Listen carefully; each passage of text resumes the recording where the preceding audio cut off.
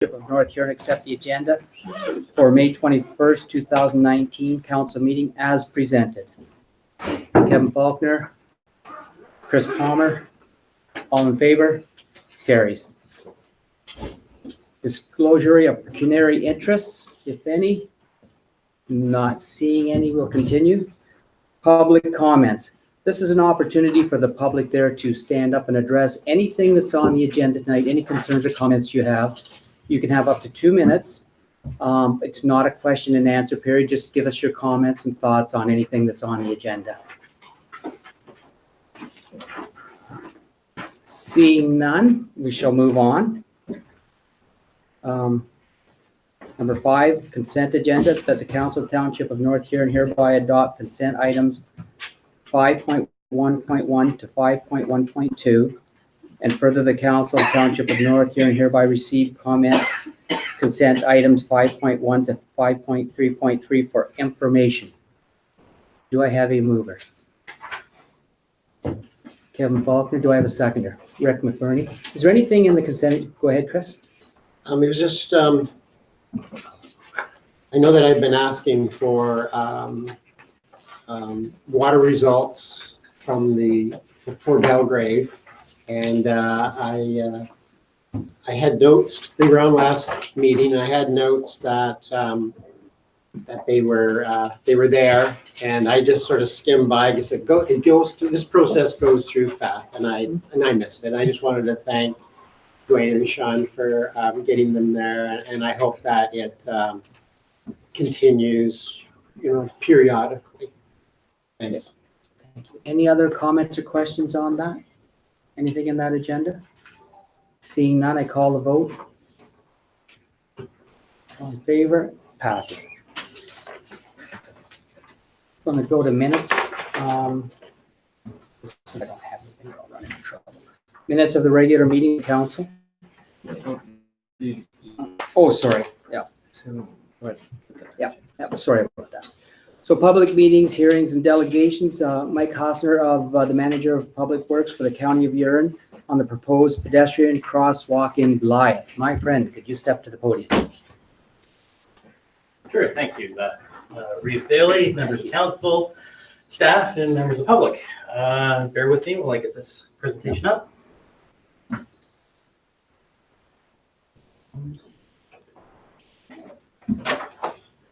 Okay, just a few minutes today. I'd like to speak about pedestrian crossings in Huron County, specifically the proposed one in Blythe.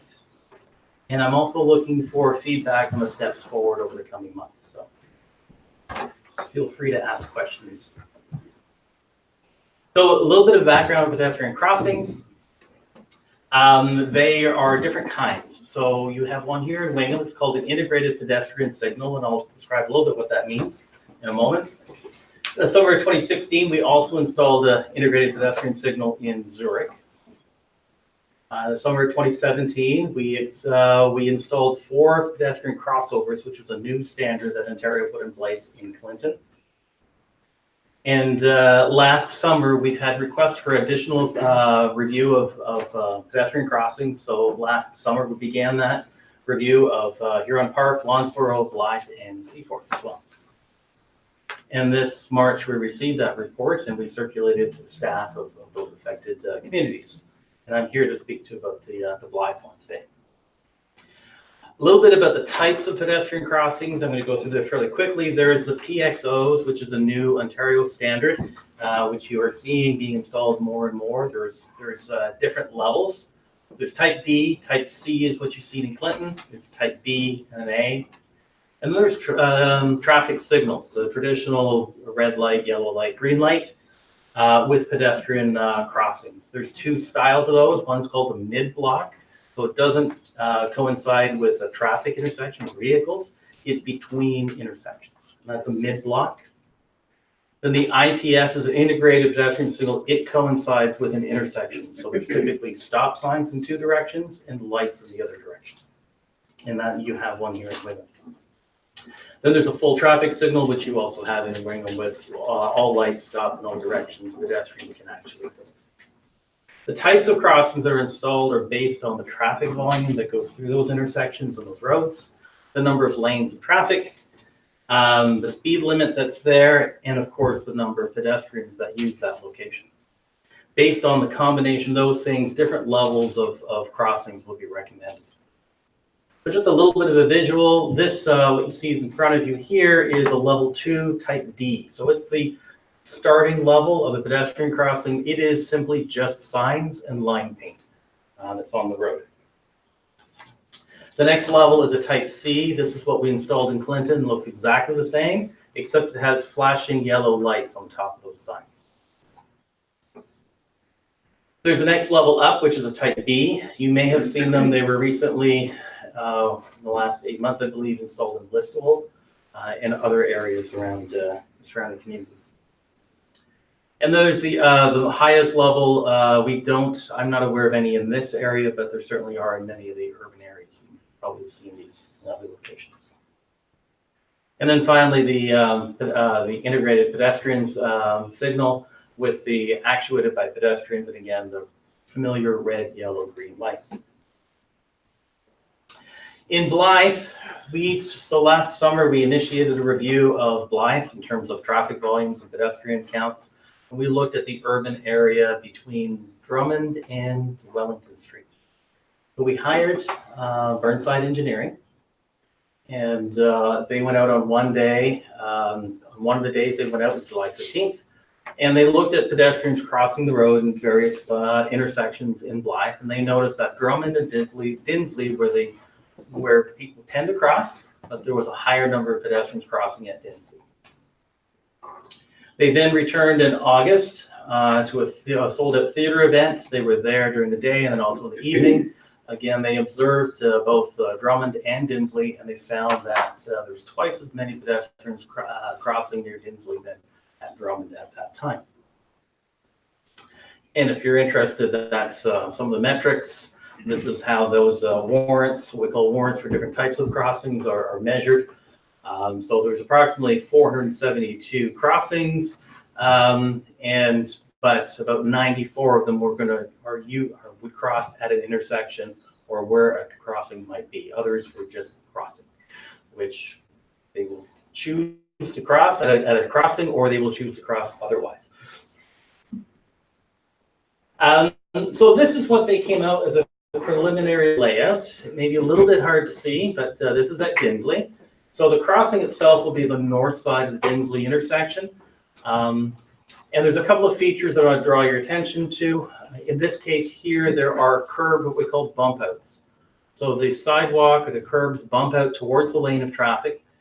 And there's two reasons why they recommend that. And one is it provides better line of sight for not only the pedestrians, but also vehicles traveling north and south. So they can see the pedestrians stopping at the curb and waiting to cross. The signals and the lights, in this case here, they'll be overhead, but in other cases, if the signal signs on the side of the road, again, better visibility. The other point too is because the pedestrians are further out into the lane of traffic, it also minimizes the number of parking spaces that will be lost by the installation of a pedestrian crossing. In this particular layout, there was one parking spot that would be lost, the installation of a pedestrian crossing in this location. But there is a challenge with this. So as I mentioned, this is an integrated pedestrian signal. It is at an intersection. And what we've observed in Zurich, and I'm not sure if it's an issue here in Wingham, but I certainly hear a lot about it in Zurich as well as other locations too. Drivers that come up the stop sign tend to get confused, knowing what to do with the pedestrian signals, with the lights there, with the turned or not turned, with people trying to cross. So it does become a bit of a contentious issue with drivers in these types of scenarios. So that's a word of caution about this particular layout. Mike, could I just touch on that for a minute? Absolutely, yes. So I've been meaning to talk to you about the one here in Wingham because I'm not sure how somebody hasn't been really hurt at that intersection, because either side, it's a massively busy corner with the buses and everything. Yes. And you cannot, a lot of people, they cannot see the crosswalk. So they're turning out from Victoria right into the crosswalk. And I meant to mention is, so if this is going to be the same, can we have a second look at how we're going to do this? Please. Yes. And we need to really look at the one on Wingham before somebody does get hurt seriously. Thank you, appreciate Okay. that. I haven't had comments with the Wingham one, and I was hoping to hear some comments today, so that's I'm 3 terrific. doors up. I know all about it. That's fantastic, and we have learned from Clinton as well with the new. We were one of the first locations to install these new crossings, and we've also had a lot of concerns about the safety of those. And it's not that they're not safe; they are legal crosswalks. It is safer and it is better than it was, but we still find drivers tending to drive through them. And one of the big reasons we've discovered is that we did not install bump outs to put the pedestrians close to the line of traffic. So drivers tend to not see much in their peripheral vision. So if the pedestrians and those signs, those lights are not right in the cone of vision, they tend to drive through. So we are recommending all pedestrian crossings going forward will have some form of bump out. And this, I don't know the layout of this Wingham one, but perhaps there's some things to consider there. It's actually not the traffic on the main street. The lights are great. You got to see those. Everything's fantastic. It's anybody coming the other way. So you come to the stop sign at Victoria, you cannot see the lights. You don't know whether they're on or off. And that is an ongoing issue with these type of, that's the integrated pedestrian system. That's exactly one of the concerns that people have is people at the stop sign, they either can't see the lights, so they have to set them back, or they're just confused what to do. They're normally looking for 4 sets of lights in 4 directions. So. Okay, thank you. Here we go. So consideration. So sight lines are always a consideration here. And I just mentioned that's one of the, in the Blythe scenario, we've got good sight lines in that area. It's a nice straight stretch. We do have a bit of a hill and a crest, but it's still good sight lines all the way through there. The curb bump outs, as I mentioned, we found that they really are needed. I know they can be a maintenance issue for snow removal, but we're happy to work with your maintenance staff and to figure out how to best do that. Usually what we recommend now is rollover curbs. They're not high backs, which makes maintenance a whole lot easier than others. Lighting will likely be required for these crossings as well, so we'd have to look at your existing lighting. There might have to be some adjustments in that as well. We need power. So as I mentioned, the IPS or the pedestrian crossing at the intersection can be confusing and for multiple reasons. So we had a site visit last week with Sean and with Stu, and we took a walk around. And we think there may be a good alternative location for this between Dinsley and between Drummond towards the grocery store. So between the grocery store and this location might be a very good place to be able to put a mid-block crossing.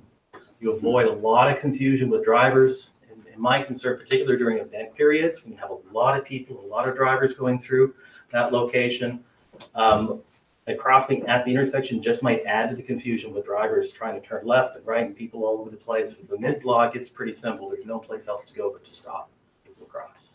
So that's a consideration that I'd like some feedback on. And there are the pedestrian counts, so observations were made on 2 days last summer during the peak event, so during a big event, which I imagine, I haven't been there myself, but I imagine there are people pretty much going everywhere, I expect, on days like that. But I know I've been out there on a fairly often, and I see people parking at the grocery store, walking across a bank. There's a fair bit of pedestrian traffic crossing in that area as well. So that's a consideration too for a crossing that would be safe for all times, not just during the events. I suspect that during events, everything kind of slows down, just the number of people and cars there. It's probably during the regular daytime in business hours where pedestrian crossing will be helpful towards that grocery store a little bit more than even that location. Question, sir. Yes. Kevin Faulkner, by the word. Yes. When they were doing the pedestrian counts during that event, Yes. was there any indication if the people that were said there was more crossing at Dinsley than Drummond? The parking lots on the corner of Drummond. Yes. Were they just coming up to Dinsley Street to safely cross there? Like, was the traffic? Were they coming like from the parking lot up to the other corner to cross? My understanding was there's a lot of people parking on the side streets, and there's a lot more parking in the side streets than that grocery store. That reaches capacity pretty quick. So there's a limited number of people that will cross in that location because your storage for parking is in the other location. I think that's really fun. While I have your attention, I've had two property owners on Main Street come to me this week about this one, exactly what you're talking about here. And they were in favor of the mid crossing, particularly between the bank and the house and building across the street, right at the parking lot. Seemed to be in their favor, and there's actually some parking being reestablished for anything being lost out front, behind buildings. Currently behind both sides. That's great. Yeah, I like that very much. So I'm hoping to do and I'll speak just a moment to this. Hoping we can do maybe a public session. Invite the public in to take a look at 2 layouts and then get some further feedback. But based on our observations, so the last time we were out there and my other observations, I do agree that might be a better spot for it. The engineering review isn't an exact science. It's a snapshot of what they observe. So certainly the level, which is good news. It's a higher order of crossing, which I think is the best for this location. But the exact location isn't necessarily fixed in stone. So the cost is approximately $140,000. It is within the county's budget, and it was approved this past budget. So the funding for this pedestrian crossing is in place. So the next steps that we're recommending to proceed with is to proceed with some preliminary layouts. You saw a very rough sketch of the one location, but I'd like to proceed with what a layout might look like with a mid-block crossing north of Dinsley, just south of the port, I could suggest. And then host a public information center so the public can take a look at those and see if there's any additional feedback we can take in.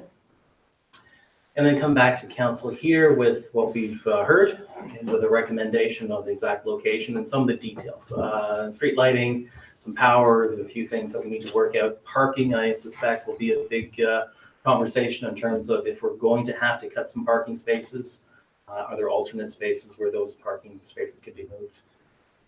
Question. One concern I've had from constituents was if it's possible that the stanchions for the crossing lights be dark or black to match the existing ornamental streetlight poles that we have now. Yeah, I understand. Having something intrusive and silver. That's a good comment. Yes, that's great feedback. I'll make a note of that. I can't say what I know is available, but we can certainly look at what can be done. Save you going on at 2 o'clock in the morning painting it. That'd be more than a paintbrush. And then proceed with detailed design with the partnership with North Huron staff, and then proceed to tender the work in August, and then the target would be October for construction. I think everyone would like to see it earlier, but realistically, this is probably the best timeline we can find if we're going to have some public input, and there is some complication because there is some concrete work and there's some power work and some lighting that has to be moved. So it's a little bit, there's some complications. And that's all I have. Thank you, Michael. Questions? Go ahead, Anita. Yes, I have a question. What does it do to traffic on Main Street? Because we have a lot of, we have House Mills with big trucks and Yes. there's agricultural Yes. traffic. Yes. If you make those bump outs and parking on the streets, what's be different? So the bump outs wouldn't be any further, wouldn't be any closer in than where the parking lanes are now. So it's still plenty of room for transport trucks and agriculture and To otherwise. go, Both ways, yes, yeah, we wouldn't restrict that. That is a challenge with all the county roads because we do have that kind of traffic. We do need to keep it wider because of that kind of traffic. okay. Any other quick? Go ahead, Kevin. Well, I still got your attention. Has there been any feedback on the 4 and 25 corner? Well, I got you here. There is always feedback about that corner. We do know it's a busy intersection. We do know that the alignment is difficult and a challenge. We have undertaken a review of what the options are going forward, and we do have a report in hand, some cost estimates of what that intersection might look like if it was upgraded to traffic lights or a roundabout. We do have a report in hand that gives us an estimate of what the costs might be. They are substantial. We're trying to desperately get pedestrian people to come into town from the new brewery out there. Yeah, and that was considered as part of the review as well, is what kind of intersection would best support pedestrians out in that area as well as traffic calming. You know, traffic calming continues to be an issue out there. You've seen that we've added flashing lights on stop signs. We're looking at some additional technology that's trying to get some more attention to those stop signs to encourage people to stop, as well as slow down. We have the radar boards, so that will be permanent. Do you know what they've been reporting back as far as the speed limit coming into town? Yes, I don't have a formal report on that, but as you noticed, we had it installed and we've taken it off. For the meantime, we have continued to monitor traffic. So we have an idea how effective that was. And I'm pleased to say in July from this location, it was very effective. It reduced the number of drivers speeding northbound substantially. I believe somewhere in the order of 20-30%, which is really remarkable. That in the industry is very, very good. We have not had the same impact in other locations we tried, but in this location it has worked. And when we reinstalled it, we saw the same pattern. So that reduction seems to be long lasting and so it will stay there. Go ahead, Chris. Through you, Reeve. Yeah, Belgrave, we've got you now, so. I will have to pull this back to this in short order. Okay, Go ahead. One left. Anyways, Belgrave is a continual problem for speeding. Yeah. I know OPP are in there. They're in there nicely today, grabbing people and yesterday. And, but one of those machines might be in order too, just to attract your attention. Our intent was to purchase one, do a pilot, see how effective they are in different locations, and based on their effectiveness, we would either buy additional to install on a rotating basis or in permanent installation. So we are looking at purchasing additional ones. And if you have concerns with particular locations, please contact me and we'll add it to the list. Going back to the original conversation. When we were up in Bracebridge, there was a gentleman that did a presentation for us about people driving too fast, and they actually had curved the street up a bit, the walkway up a bit, which also, of course, slows all the big trucks down, because whether there's somebody there or not, we better slow down. Because even myself, the last few days I've been in Blythe, it's like, does anybody slow down under 100 miles an hour? It's a very fast-paced main street and a very narrow main street. So was any thought given to anything like that, or we're just getting into, oh my goodness, for money? It's not so much the money, it's the effectiveness of those in different locations. In the more organized environments, it does work fairly well, but there are lots of challenges with fire department, police services. A road like this, which is a collector road, it's not encouraged to put those kinds of things on the road. Okay. So the one thing I can say about traffic calming in this particular location is the set of lights that would go there would be visible from both ends for quite some distance. Good. And based on some experience and some anecdotal information we have from the Lucknow installation, I'm not sure if you're familiar with that, this installation had a traffic calming effect, particularly for transport trucks, because they see that light well in advance. It's green for a long time, and they kind of get ready for it to turn. So it seems to have been reasonable traffic calming. It's not the goal, but it does certainly seem to help. I'm hoping this will also have the same effect with life. Any other current? Go ahead, Trevor. Yeah, the question I have is, in the preliminary drawing, was there any indication about solar power to solar those lights? I know Listowel has that currently. Is there anything about that as part of the drawing, or was that more just in consultation we'll look at later? I haven't looked at the hardware for that particular type of style yet. The Clinton installations are all solar, so it really depends on the power draw. We can power the set of lights like this with solar. If we can't, absolutely, that is our preference, because it certainly saves on the conduit for the electrical, and it reduces the cost and maintenance as well. Good. Any other questions for Michael? Seeing none, Michael, thank you very much for coming out. We look forward to our public consultation with this and moving Okay. forward with it. All Thank right. you kindly. Thank you.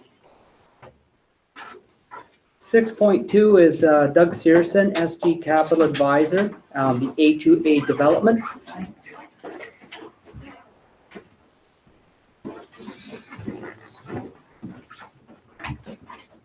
Thanks, Doug.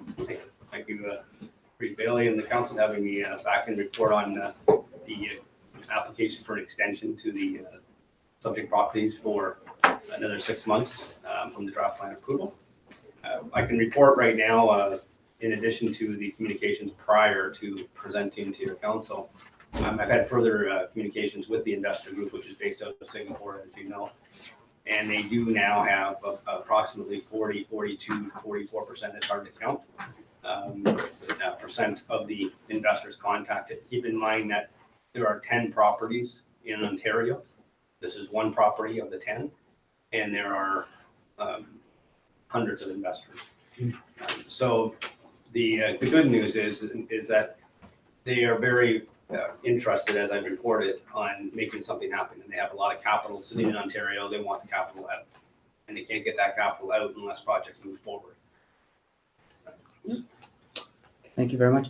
So I'm going to send it out for questions or comments from the council. I could maybe start. Go ahead, Trent. Do you want to? Well, I think from a discussion, from a public perception perspective, Doug, can you just communicate exactly where or what conversation that you've had with us and what you want to divulge from what you provided to us? That was all done in a closed session for various reasons that you indicated that you wish to have that. The question is that from a public perception is what do we know? What does this council know now that we didn't know back 6 months ago or even 3 weeks ago when the original discussion about the extension was happening? You could kind of. Sure, absolutely. I think the primary thing is it wasn't being communicated. The fact that I have a unique relationship with a contact who is based, and it sounds convoluted, I get that. The contact is Jeff Patterson, based out of Texas. He's a real estate consultant. So this particular group used him to look at properties 7 and 8 years ago in Ontario. So Jeff and I have a relationship in the capital advisory world, which extends, in my experience, across Canada into the southern United States. So the fact that I was able to have conversations with him about 4 or 5 months ago, and it was just a routine, how are you doing kind of talk. And I asked him about these properties because I knew, being from Wingham, about the property and also the other properties that are located in various parts of Ontario. That conversation led very quickly to him disclosing to me that the current developer who represented this investor group is now parked himself, and I'm assuming feet up on his lazy boy, going, I don't need to do anything. We're in the middle of a housing crisis in Huron, Perth, and Huron, Bruce and Gray, and my firm consults on several real estate deals. We own and control land in Port Elgin, Southampton, Guelph, Ingersoll, which is not really in the belt, but and also on the shores of Lake Ontario at Hamilton. So we're very familiar with what happens when you get into a keyhole area where you're restricted on development and there's more demand for houses than you can produce. So it didn't take me long to realize that if this investor group was looking for representation, and the fact that I've disclosed, I think just by name, I'm from Wingham. I was born and raised here, and I've been working across Canada and through the US, living in West Montrose, still on Highway 86, just down the road. So I looked at it and very quickly realized that not only is there a housing shortage along the lake and the Bruce Power Plant, but that draw and that sandwich effect that happens between the 401 corridor and the lake is hitting Listowel, it's hitting Wingham, of course. So I looked at it as opportunity. One, because I know it needs to be done.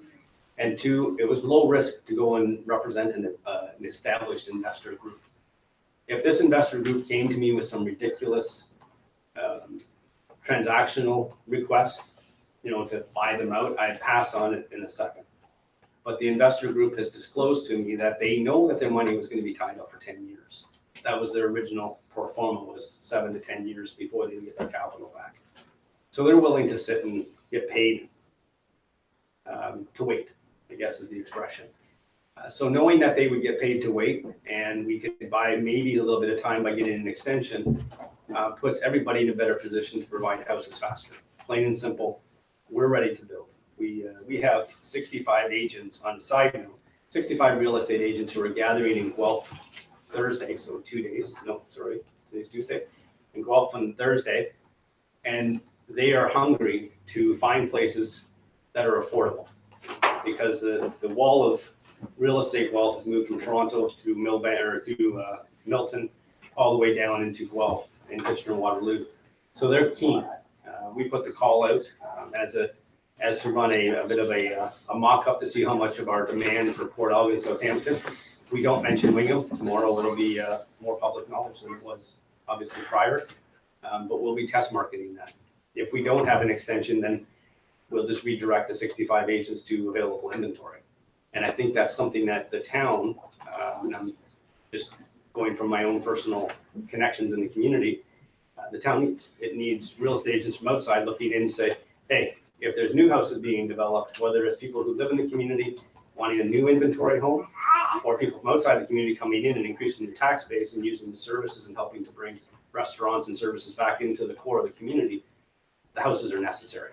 So that's a backstory. Any other questions or comments? I've got a couple, and then if with council's permission, I would like the Chris and Laura from the county to speak to this too. We're looking at a January 2nd, 2020 extension to January 2nd, so we have an understanding of that. And we're also looking for an agreement of a waiver from you that as we develop our Huron Heights development, that we will not run into you guys will not oppose the development based on the fact that all of a sudden we're developing here finally. And I'm sure you can understand that we've sat on this for 8 years and this council's very cautious about backing off on one or the other. We would like both of them to go through. Are you fine with both of those agreements? Absolutely. Okay.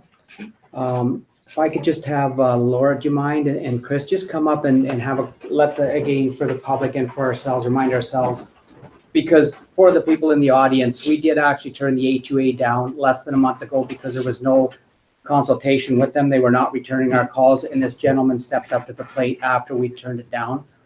He was not involved before. It's a new company.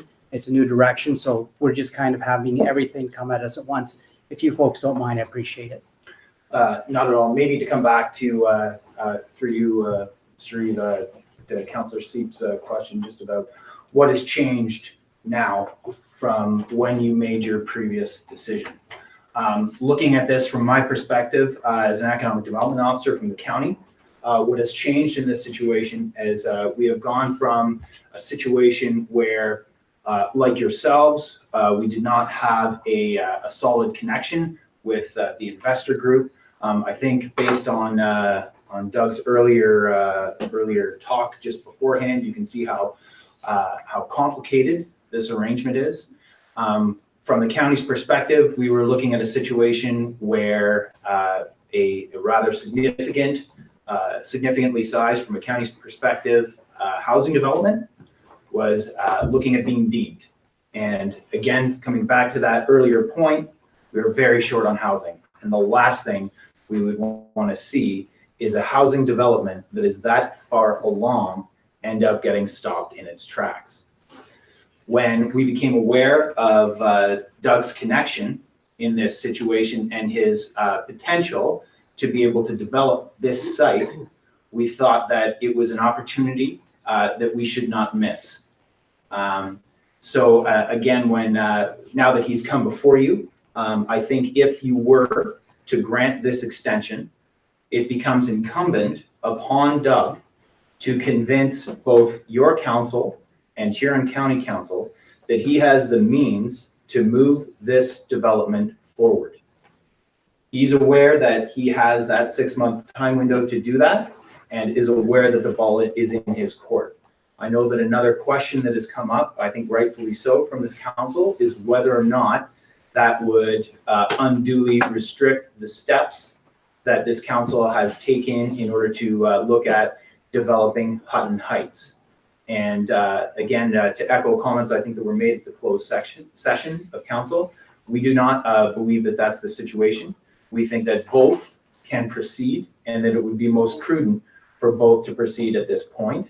And then should Doug be able to proceed, we're in a much better position. At that point, we now have 2 developments that could potentially proceed in North Huron. If, unfortunately, Doug is not able to proceed and develop in a manner that is comfortable for this council and comfortable for Huron County Council, so be it. At that point, you will have already taken those steps to begin developing the Hudson Heights subdivision.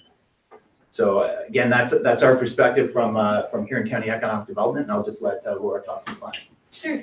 So thanks, Chris. That basically reiterate the procedural process so that this council here has made a recommendation to County Council to deny the current extension request for the plan of subdivision, which would expire this July.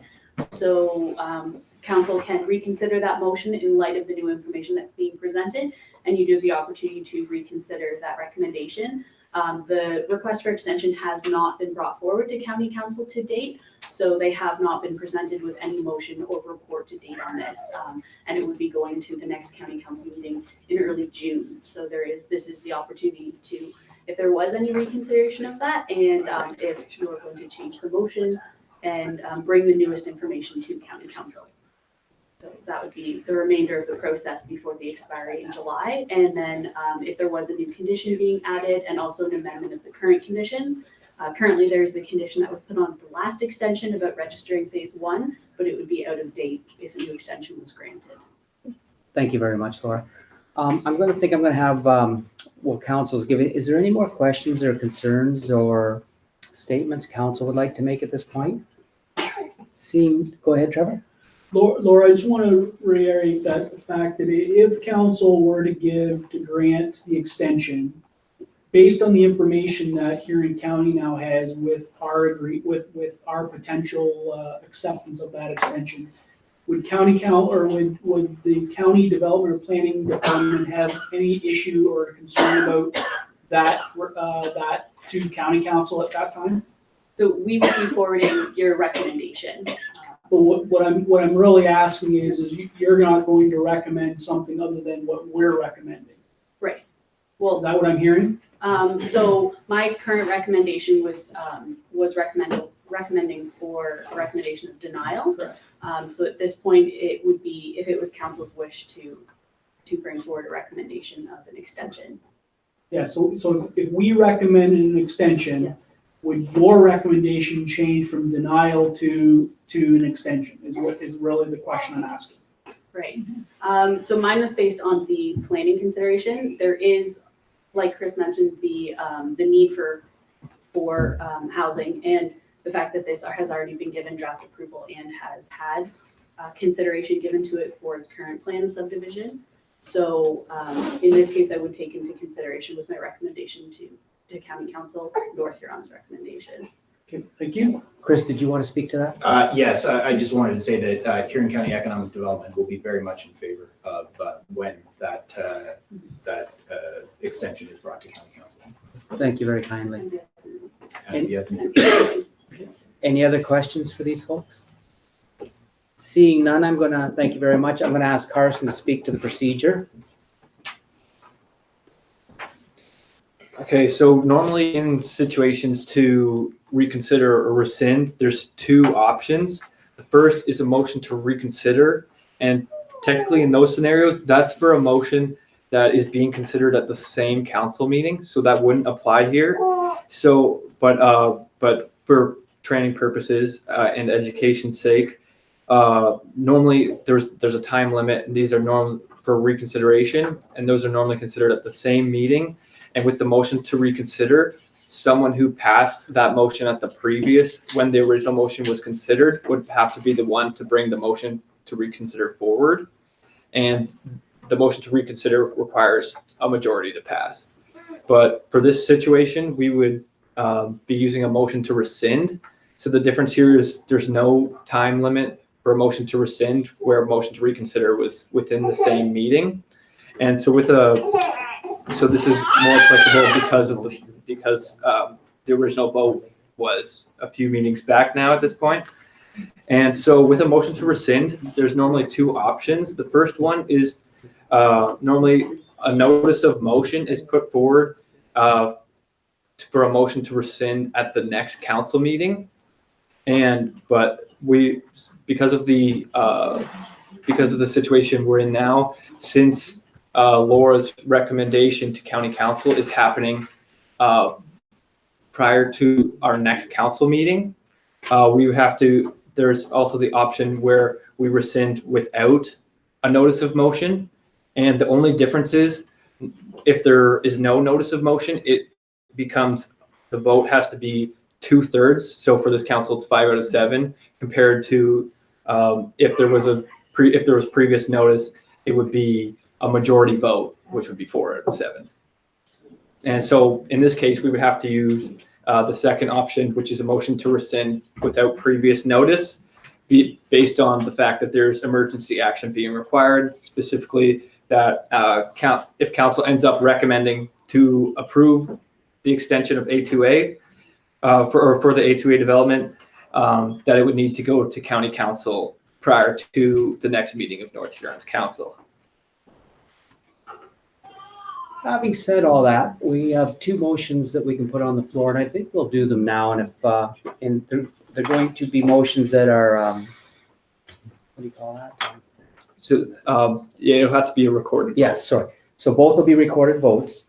So I think I'm going to have Carson read them both. Start with the first one. This is the motion to rescind the first one based on the information that's come forward. I think it's a wise decision.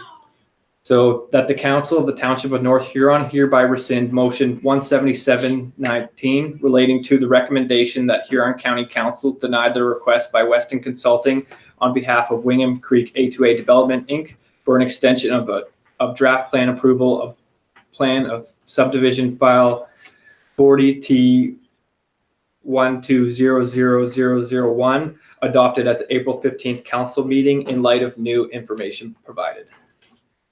And do I have a mover? I have Kevin. I have Anita. And we're going to do recorded votes. So again, Carson will call out the names. Trevor? Yes. Councillor Falconer? Yes. Councillor Heffer? Yes. Councillor McBurney? Yes. Councillor Palmer? Yes. Councillor Van Henderson? Yes. And Reeve Bailey? Yes. Yep. It carries, sorry. 7-0, it carried.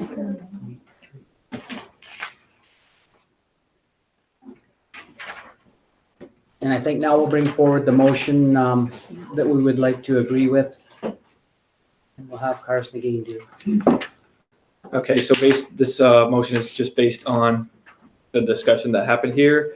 And it is that the council of the Township of North Huron hereby recommend that Huron County Council approve the request by Weston Consulting on behalf of Wingham Creek A2A Development, Inc. for an extension of draft plan approval of plan of subdivision file 40T1200001 until January 2nd, 2020, with the condition that the developer signs an agreement to waive their appeal rights on any residential development within the Township of North Huron during the period of the extension, and that the council's resolution be forwarded to the County of Huron.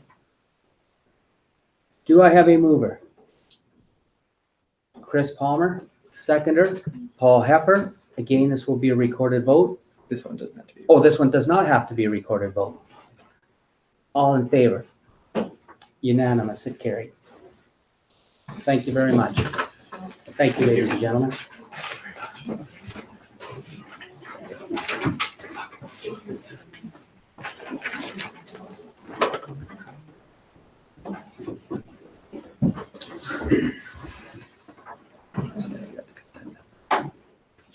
Which one's that? Laura's consent. Yeah. So we're going to now have Laura with her consent application.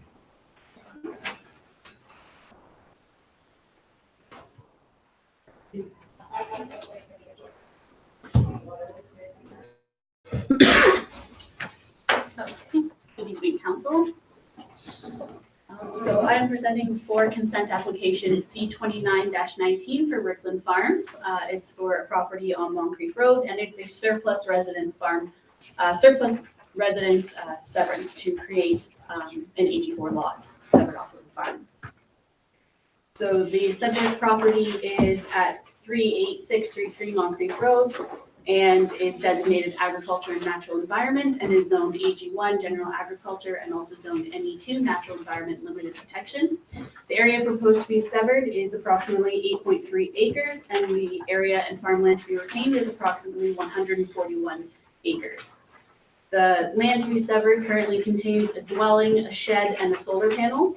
And the land to be retained is currently vacant and contains farmland and bush, and we continue to be used for agricultural purposes.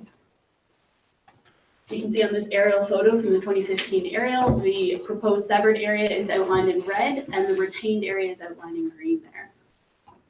And this is a closer aerial view of the proposed retained land that would become the AG4 parcel. So a surplus residence severance is permitted as lot creation in a prime agricultural area under the provincial policy statement. And it is one of the only methods of lot creation for prime agricultural areas to create a residential based lot. And it is hinging on the fact that the residence on the farm is surplus to the needs of the farmer or farming operation, so that they own another farm, at least one, and they have another farm that they reside at, and this house is surplus to their needs because they don't need two houses, so they would sever it off and sell the AG4 parcel.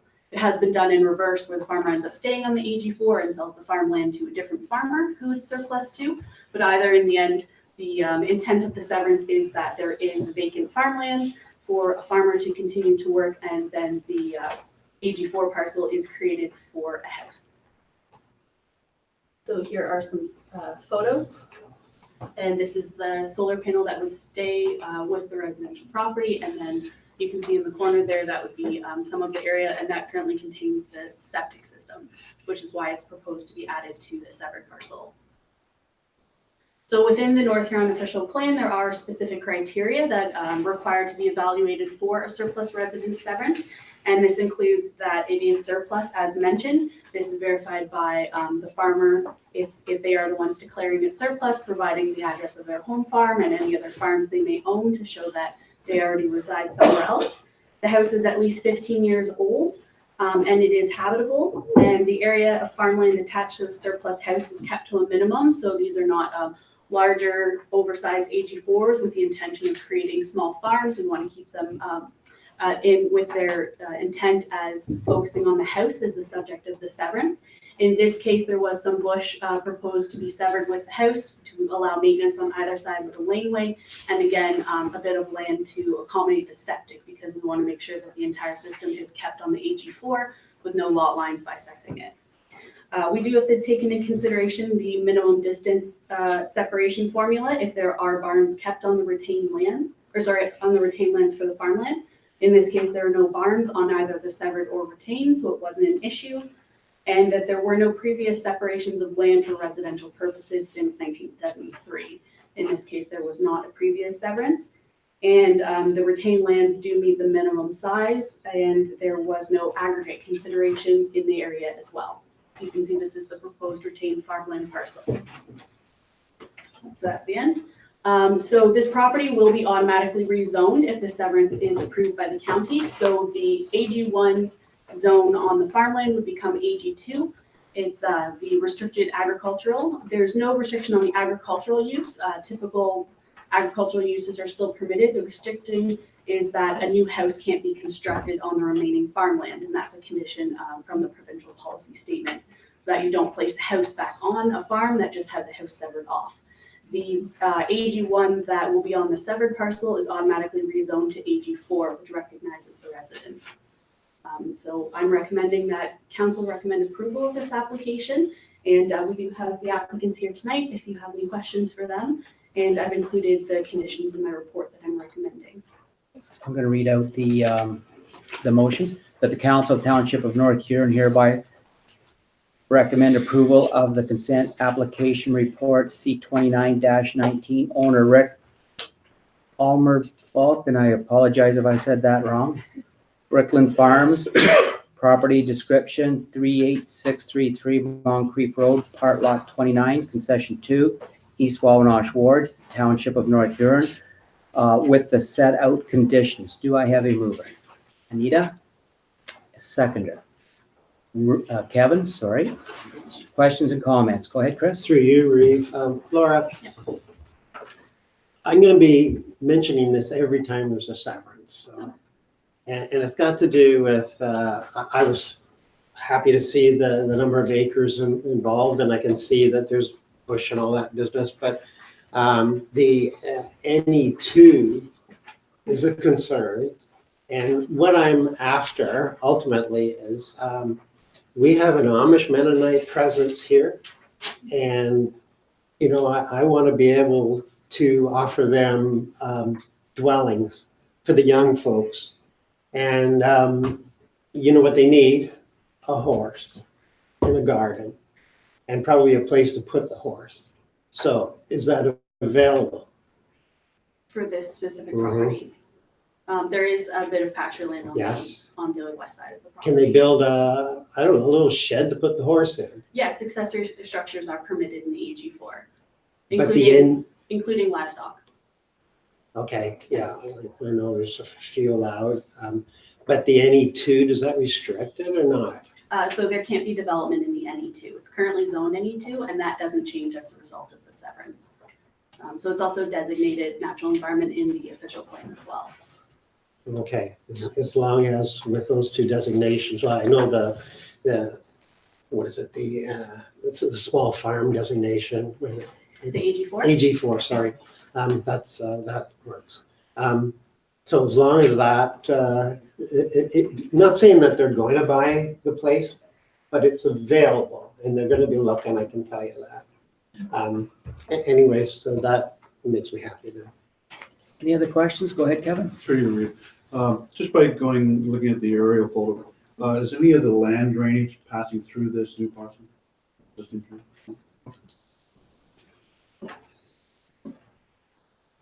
Anita, go Do ahead. they need a new laneway? Because the laneway is just by the house. Is there? There's another lane on the far east side of the property that goes Okay. down right back to the back end of the farm. Yeah, you can see that. Yeah, no, there's 2 lanes. There's always Okay. been 2 lanes for the farm.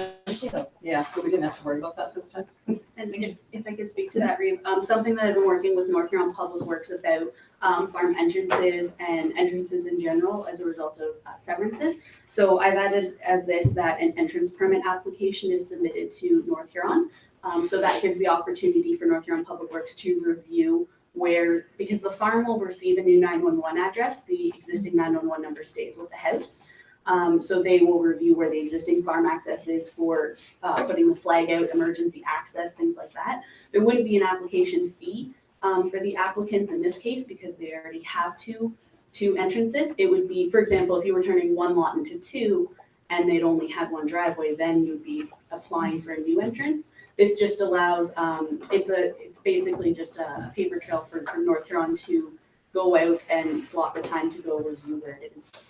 Yeah, and that speeds along actually the 911 numbering process as well. So we kind of came up with that process to make it easier at the time they want to clear the conditions of the severance. Great. Any other questions, concerns, or comments from council? Go ahead, Trevor. The only comment I would have is it kind of falls under the same precedent as Councillor Palmer's. I guess anybody who was to buy the residence would have to understand the zoning associated to that residence to understand what they can and they can't do. Is that communicated in a way that, you know, that is open and transparent to a buyer, that they would understand that at the time of purchase, rather than, you know, you go through the whole purchase process, you get in there, you sign the agreement, and you find out you can't? I guess I understand the whole real estate discussion, but you know, my question is that does an individual who has knowledge of that property, or anybody that may, would they be able to get the information as it relates to what they can and they can't do on that particular severed piece of land? And I do field calls from real estate agents who are selling AG4s. Yep. And a lot of the questions are, what are they permitted to do under that zoning for the property? So that's becoming more of a common question that real estate agents are providing their people who are in AG4 zones. Yes, because people are looking to either establish home industries or home occupations, so small businesses that they can start up on the property, or they're looking at the potential of livestock or other operations that they can do. So we always encourage to check first, because you don't want to get caught in something that might not be permitted and either come back for a zoning amendment or some other relief. Okay, Anything else from the councilors? Is there any questions, concerns, or comments from the folks involved in this? Two parties, is everything's okay? In that case, I call the vote. I had it over, didn't I? Yep, I call the vote. All in favor? Carries. Thank you, Council. Thank you. Okay, 7.1.2 is going to be Committee of Adjustment Draft Terms of Reference. That the Council Township of North Huron hereby receive a report from the clerk dated May 21st, 2019 regarding the draft terms of reference for the North Huron Committees of Adjustment for information purposes. Do I have a mover? Oh, and further that the staff be directed to, prepare a bylaw to adopt the draft term of references for North Huron Committee of Adjustments for consideration at the June 3rd, 2019 regular meeting of council. Do I have a mover? Chris Palmer, seconder is Rick McBurney. Questions, concerns, comments from the council? Seeing none, I call the vote. All in favor? Passes. 7.1.3, appointment of the Housing, Bridge and Dam Committee. That the Council of the Township of North Huron hereby receive a report of the clerk dated May 21st, 2019 regarding the appointment of the Housing, Bridge, Dam Committee for information purposes. And further, that the Schedule A to bylaw number 25-2019 being a bylaw to appoint persons including council members to various boards, committees, and associations for the term of 2018 to 2022 be amended to reflect the appointment of the Housing, Dam, and Bridge Committee members. Do I have a mover? Trevor Sight, seconder, Paul Hepper. At this point, I'm going to ask Carson to speak to that a bit. You don't mind? Yep, not a problem. Thank you, your worship. So staff proceeded to advertise for the appointments to the committee with the application deadline closing on April 23rd, 2019. And a total of 11 applications were received by North Huron staff during this time. So at the May 6th council meeting, a table summarizing the qualifications, opinions, and experiences that were provided by all 11 applicants through the application process was attached with a staff report for council in closed session. And this summary table was established in relation to the selection criteria that was set out in Schedules A and B of the terms of reference. And then at that meeting, council directed staff to prepare an amendment to the bylaw for the May 21st, 2019 regular council meeting to include J. Andrew McBride, Cedric Walsh, Mike Martin, Mitch Wright, Ralph Metcalf, and Robert Hutchinson as public members to the House and Bridge Dam Committee. And now what is required is a bylaw appointing those members that were decided upon by council to the House and Bridge Dam Committee. Okay. Questions or comments? Seeing none, I call all in favor. Passes. Thank you.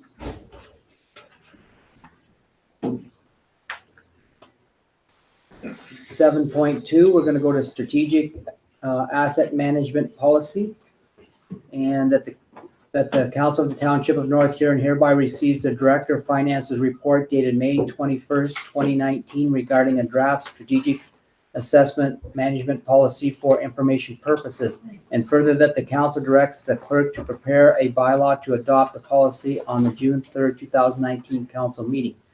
Do I have a mover? Trevor Sights and Anita Van Hitterman seconds. And I'm gonna get Donna to talk to this one. Thank you, Donna. Thank you, Dave.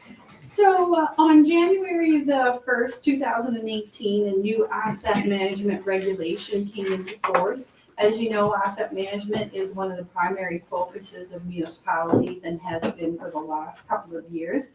This new regulation comes with a set of guidelines and timetables which have to be met, and I've laid those out for you in my report. The first of which is to have a strategic asset management policy adopted and in place by July the 1st of 2019. So in your package, I had included a draft policy. And basically, the goals of the policy are to make sure that we align with already adopted policies such as our official plan, community improvement plan, and our existing asset management plan, and the number of other plans that we have. The policy will guide the township to have clearly defined levels of service, maintain the confidence of our customers in how the assets are managed that belong to the township. It will help us manage our risk, and it will aim at reducing the life cycle costs of asset ownership. We all have a stake in this policy. Council will have to review the plan and by resolution every 5 years, but we have to monitor the implementation progress annually by July 1st of each year. So it also provides focus on long-term planning and budgeting. And as we move forward through the next phases of this, we'll have community involvement, which will involve the levels of service to make sure that we're providing levels of service that we are satisfying our customers, but that we can afford to pay for. So that's an overview of it. I've also recommended in my plan, and I've spoken with Dwayne about this, is because asset management is such a big topic, and as staff, we've been focused on it for the last couple of years. I'm hoping that one of your next half-day education sessions is that we could devote one of those to asset management, and then we could bring you up to speed on some more of the intricate details of your own assets that belong to North Huron.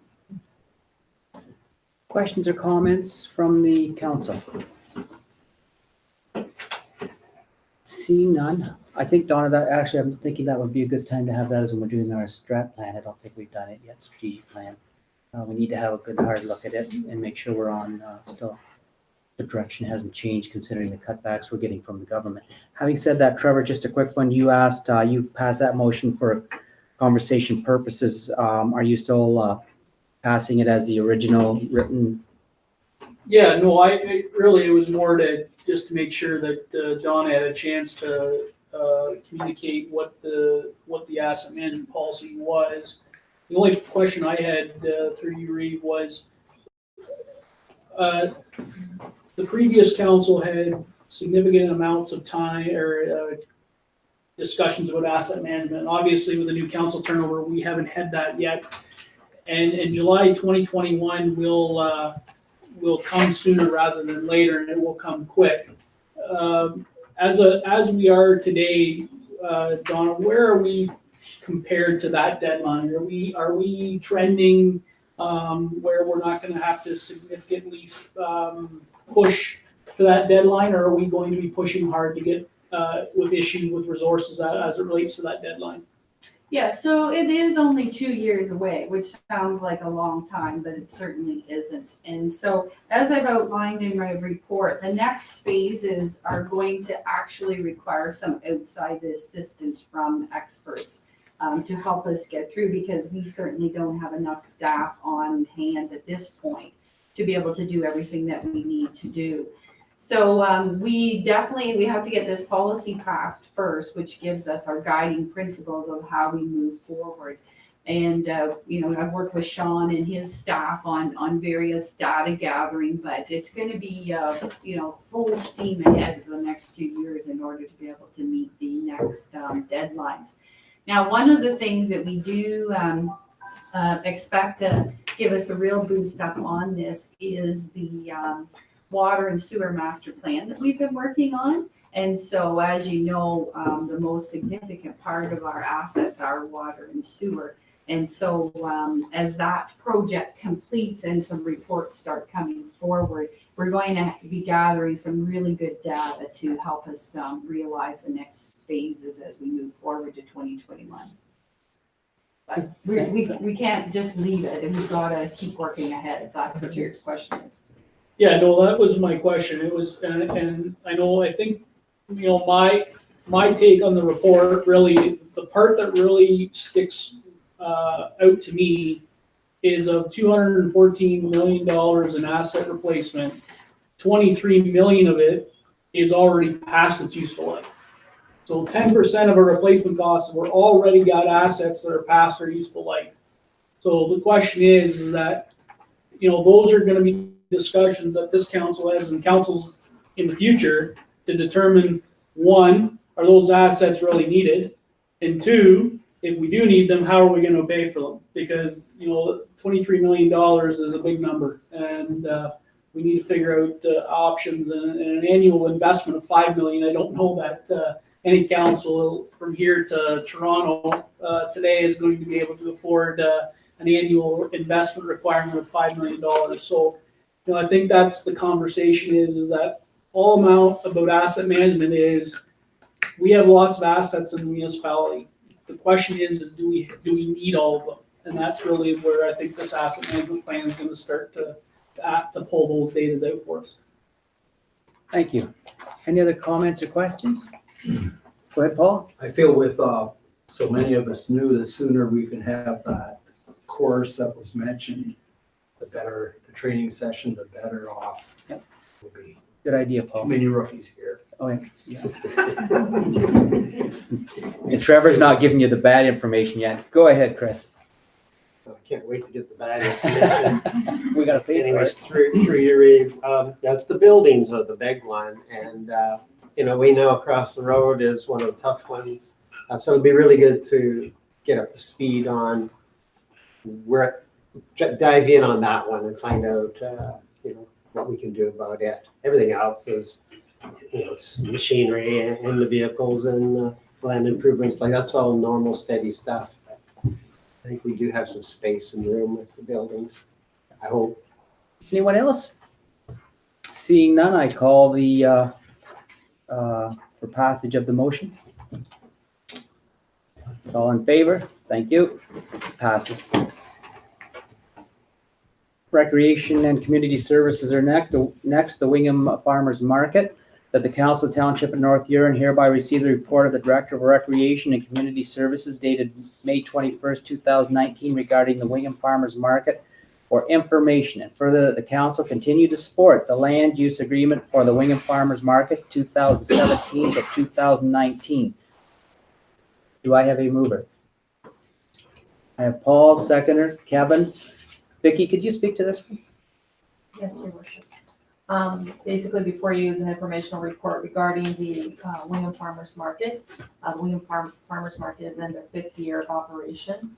The purpose of the Farmers Market was to provide an opportunity for locally grown produce and products to be made available to the public and members of the local community, as well as kind of be an attraction to bring people into the downtown area.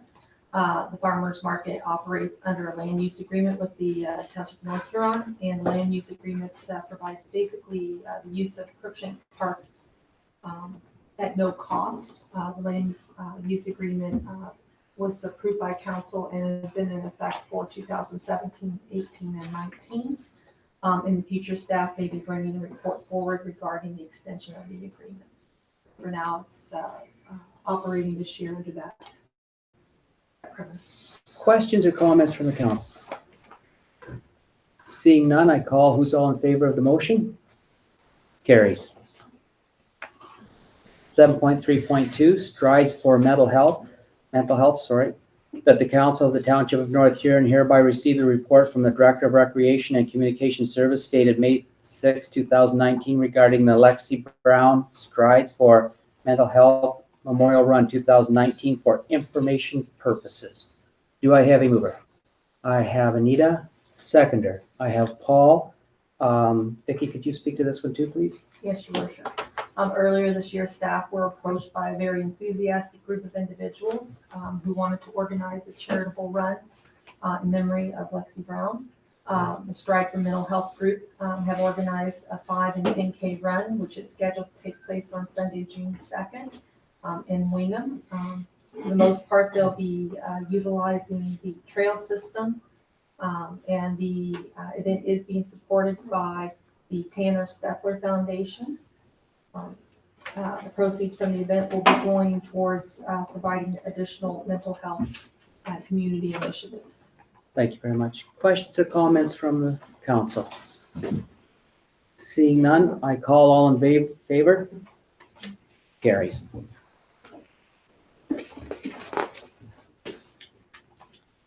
Okay, we have 7.4.1. It's the OPS 2019-17 Green Jobs Initiative Fund Agreement. That the Council of the Township of North Huron hereby receive a report of the Director of Public Works dated May 21st, 2019 regarding the Green Jobs Initiative Funding Program for information. And further, the council authorized the Reeve Clerk to sign on a funding agreement between the Canadian Parks and Recreation Association and North Huron. And further, that the council deems the signing of these funding agreements to be a time-sensitive matter and approves an exception to the section 19.1 of the procedural bylaw to allow bylaw 50-2019 to be passed at the May 21st, 2019 council meeting. Do I have a mover? I have Paul Heffer, seconder. I have Rick McBurney. Sean, would you mind speaking to this one? Thank you, Rick. Basically, as the report states, we applied for a small grant through Canadian Parks and Recreation Association this year, just to see if we could get any assistance with student wages for the summer. And it appears as though our program aligned very well with what they were looking for, and as such, they've offered to assist us with salary for 2 out of the 4 students. The students that we hired were hired on the knowledge that they met eligibility criteria, and as such, we're fortunate enough to see $8,690 coming back to the township to assist with this Summer's Parks program. So basically, this is a bit of an administrative exercise. If we want the funding, we need authorization to sign the funding agreement. The funding agreement is very straightforward. There's no, it talks about a cancellation clause, talks about the subsidy limits and the student requirements. And as I said, we're fully in compliance and meet all the criteria. Very good, Sean. Thank you very much. Go ahead, Trevor.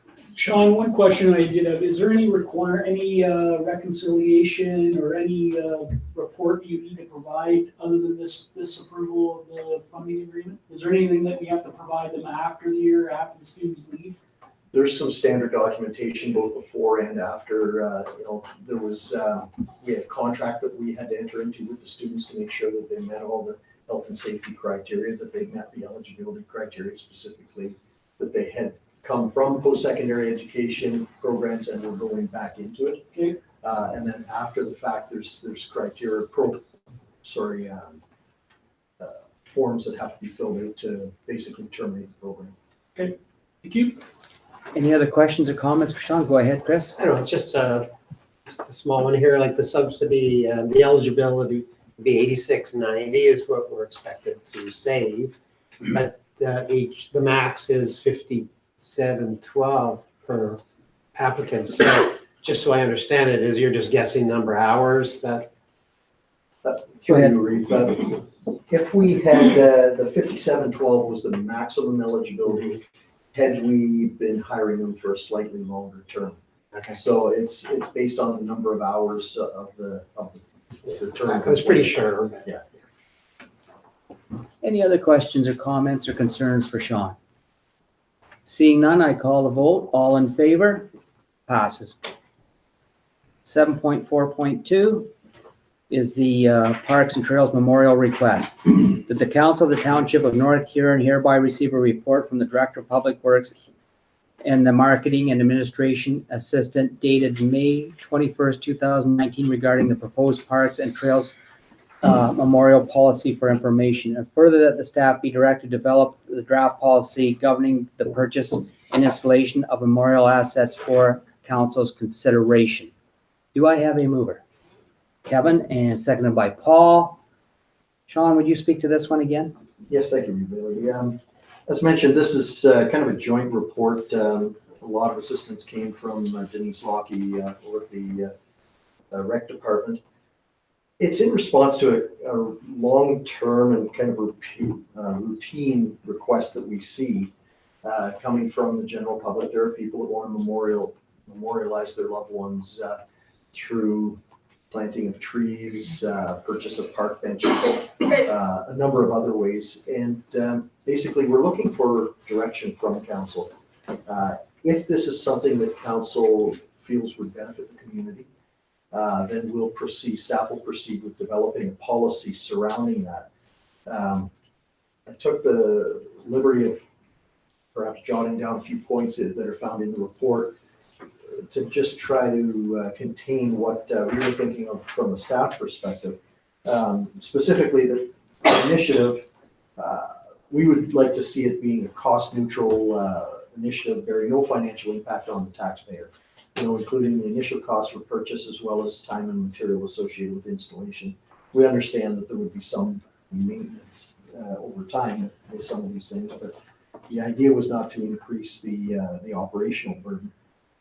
We really thought it was prudent, especially when you get into municipal benches, that it be standardized. When you drive around the township, you see that there's predominantly a standard type of bench, and any of the outliers, we're trying to get rid of them and standardize. So we as the municipality would want the ability to dictate what bench that was going in. Otherwise, it starts looking like a little bit of a furniture warehouse in some of the parts. We wouldn't want to recommend that the policy allowed for any specialized memorials, especially things that take additional care or potential expense if they're damaged. We're looking for things that would be incorporated into the park's routine maintenance.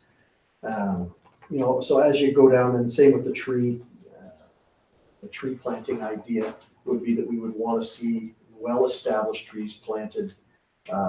We would want input into where they went, what type of tree. It's important that they be trees that are resilient for this type of climate. And we weren't recommending that there be memorials placed on it, like ground level memorials, because this creates additional risk and operational concern. So we're just, at this point, we're looking for direction. If this is something that council sees value in, then we'll start working on a policy and try to capture them. Thank you. Questions and comments? Go ahead, Trev. Yeah, I think it's definitely a necessary policy that I think we need to have. The one thing I would suggest that we want to make sure that any existing memorials or anything like that would be kind of grandfathered as what they are today, so that we're not imposing anything on a new policy that you're required to change something. If you've already done it, it's been there and it's been rectified, and that's what it's going to be until such time as it maybe needs to be replaced or some other thing that then it would be required to fall under the policy.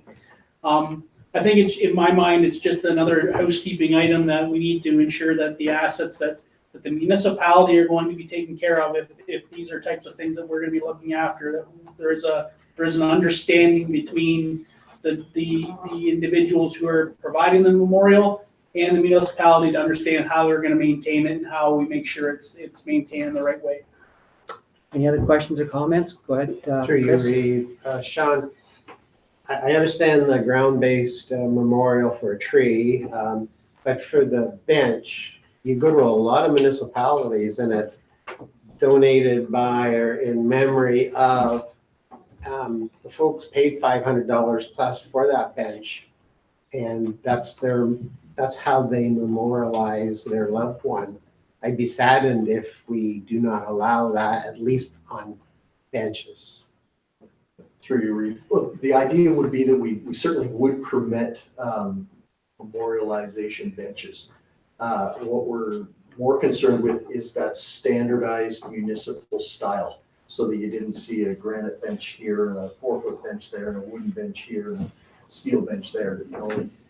The ones that we use were selected because they can withstand the climate changes that we see year to year.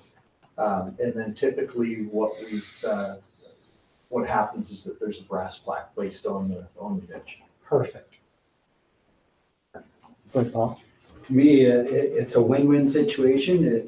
If you have the clause in there where it's cost neutral, it sits well with the community for sure. Go ahead, Vicki, and then over to Kevin. For you, your worship, just to add to what Sean said is when you have ground level memorials such as, you know, brass plaques with spikes by trees and things that tends to disappear and be vandalized and things like that. So I think that's really what Sean was alluding to. It wasn't so much the benches, it was probably more the recognition with that style of a plaque or something for a tree, that those tend to be a bit of an issue. Go ahead, Kevin. Through your, I would just request or ask that the staff to have some kind of an idea of you know, where in town we would like benches, and have them, if this process is approved, to at least the benches would go to where our master plan would be for benches or memorials, so that they make sure that they both mesh with the streetscape, and you know, not somebody just saying, I'd like to put a bench over there by the ballpark, you know, but at least have an idea where they could go and where they can't go and where they should go. Yeah, good idea. Anybody else? Can only let the counselors speak, Miguel. Well, with counselor's permission on something like this, is council okay if this lady speaks? I'm not seeing any objection. Go ahead, dear. Okay. No rejection. Reed Bailey and council. I would just recommend that the council take a walk through Crookshank Park, because there already are a lot of trees there that have been dedicated to former horticultural members.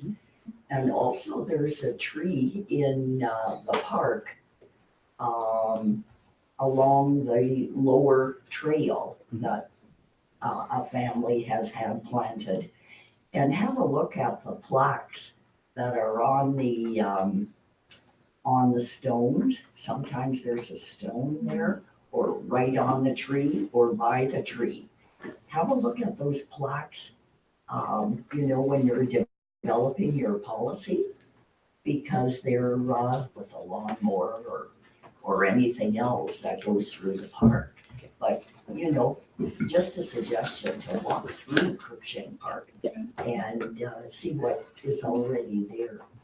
There are many trees that are dedicated to former residents. Thank you very much. I'm just going to follow up on that just a bit. Two things. Yeah, because obviously I've been approached by this. If somebody was to put a tree down, Sean, and they just had a plaque they put there for the summertime that didn't interfere with anybody, would we, the staff, take it out of there because of that, or we would understand maybe it could be for a few years because it's a grieving period. It was just a plaque and not one meant for forever. Having said that, then we go to grandchildren. Would we, if grandchildren actually came and said, my grandma planted a tree for my grandpa, and do you know where it is? I can't find a plaque. Will we actually know where those trees are? Because, I mean, the trees aren't going to be taken out every 5 years. They're probably 100-year tree. So would we be able to do that as we would in a cemetery? We can actually go and say, there's where so-and-so is. Go ahead. This is where it becomes very complex, say, we have software for tracking that sort of thing at the cemetery. And so we'll have to be very careful in developing the policy that whatever we put in place, we can actually adhere to and maintain. So in all fairness, there'd be a lot of thought that would have to go into that before committee. And we would give that thought, right? This is just we would have a look at that then. Okay. Is that okay with council? Just, it's grandchildren, only because Bernie has grandchildren he loves. along with everybody else here.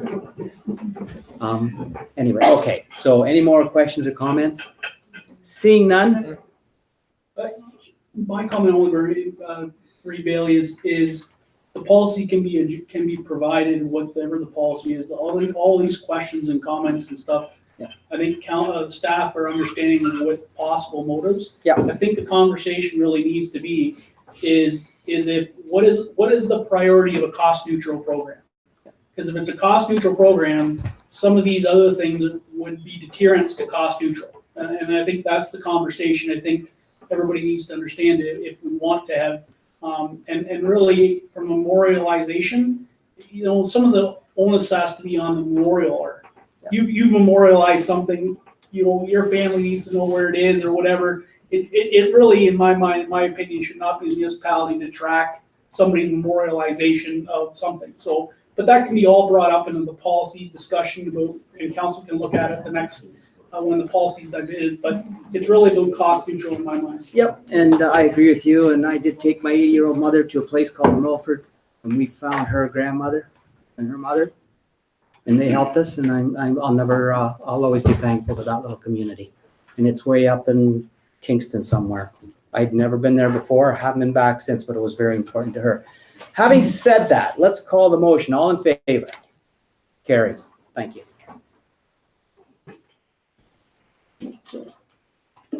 Next is 7.4.3 OPS 2019-21 Airport Fuel System Audit. That the Council of the Township of North Huron hereby receives a report of the Director of Public Works dated May 21st, 2019 regarding the airport operations for information. And further, that the staff be authorized to commission a fuel system audit at the Wingham Airport utilizing the services of Edward Fuel, Inc. Do I have a mover? I have Paul Heffer moving, seconder. I have Chris Palmer seconding. Questions or comments? Brief. Oh, sorry. Go ahead, Chris. Are we obliged to have fuel on site for Orange? Because of the hospital? I'll hand that over to Sean. I haven't discussed it with Orange, but I don't believe there is any contractual obligation. It's my understanding that there's not. It's more of a convenience. And I'm going to let Sean speak to this, and then we'll further questions and comments. Okay? Go ahead, Sean. Thank you. So basically, as the report states, we have two dual-walled fuel tanks out there. The 4,000-liter unit is for 100 low-lead gasoline. 10,000-liter unit is housing jet A fuel. The low-lead, for 100 low-lead is being used for so the cadets are really the biggest user there, and any other standard gasoline burning piston aircraft. The jet A is, as it states, it's jet fuel designed more for the helicopters or the gas turbine type units. Now, when we looked at this fuel system, basically the regulations surrounding everything to do with aircraft fueling are very strict. They're tied to CSA standard B 3614, third edition. And it's an incredibly complex standard. For that reason, as we looked at the fueling system and the age of the system, which is almost 20, well, one tank's over 20 years old, we thought it prudent to bring in a firm that's well acquainted with those standards, those CSA standards, to have them look at it. This would give us insight into the equipment that we have, not only the equipment, but the operation or the method of operation that we're using. When you look at the CSA standard, it even speaks to the circulation of fuel in hoses. It's incredibly detailed, and for obvious reasons. If an aircraft has fuel problems, it can't very well pull over and sort it out. So we thought it was prudent to talk to Edward Fuels. They're a local company that deals specifically with aircraft fueling, and they offer this service, certainly not free, but they do offer the service, and we'll come in and have a look at the system. And that being said, really what was driving this is the fact that we do have a global discussion surrounding the airport that seems to be building some momentum. The fueling system itself is an area where the municipality assumes significant liability for for the reasons I just mentioned. We've been selling fuel for years now.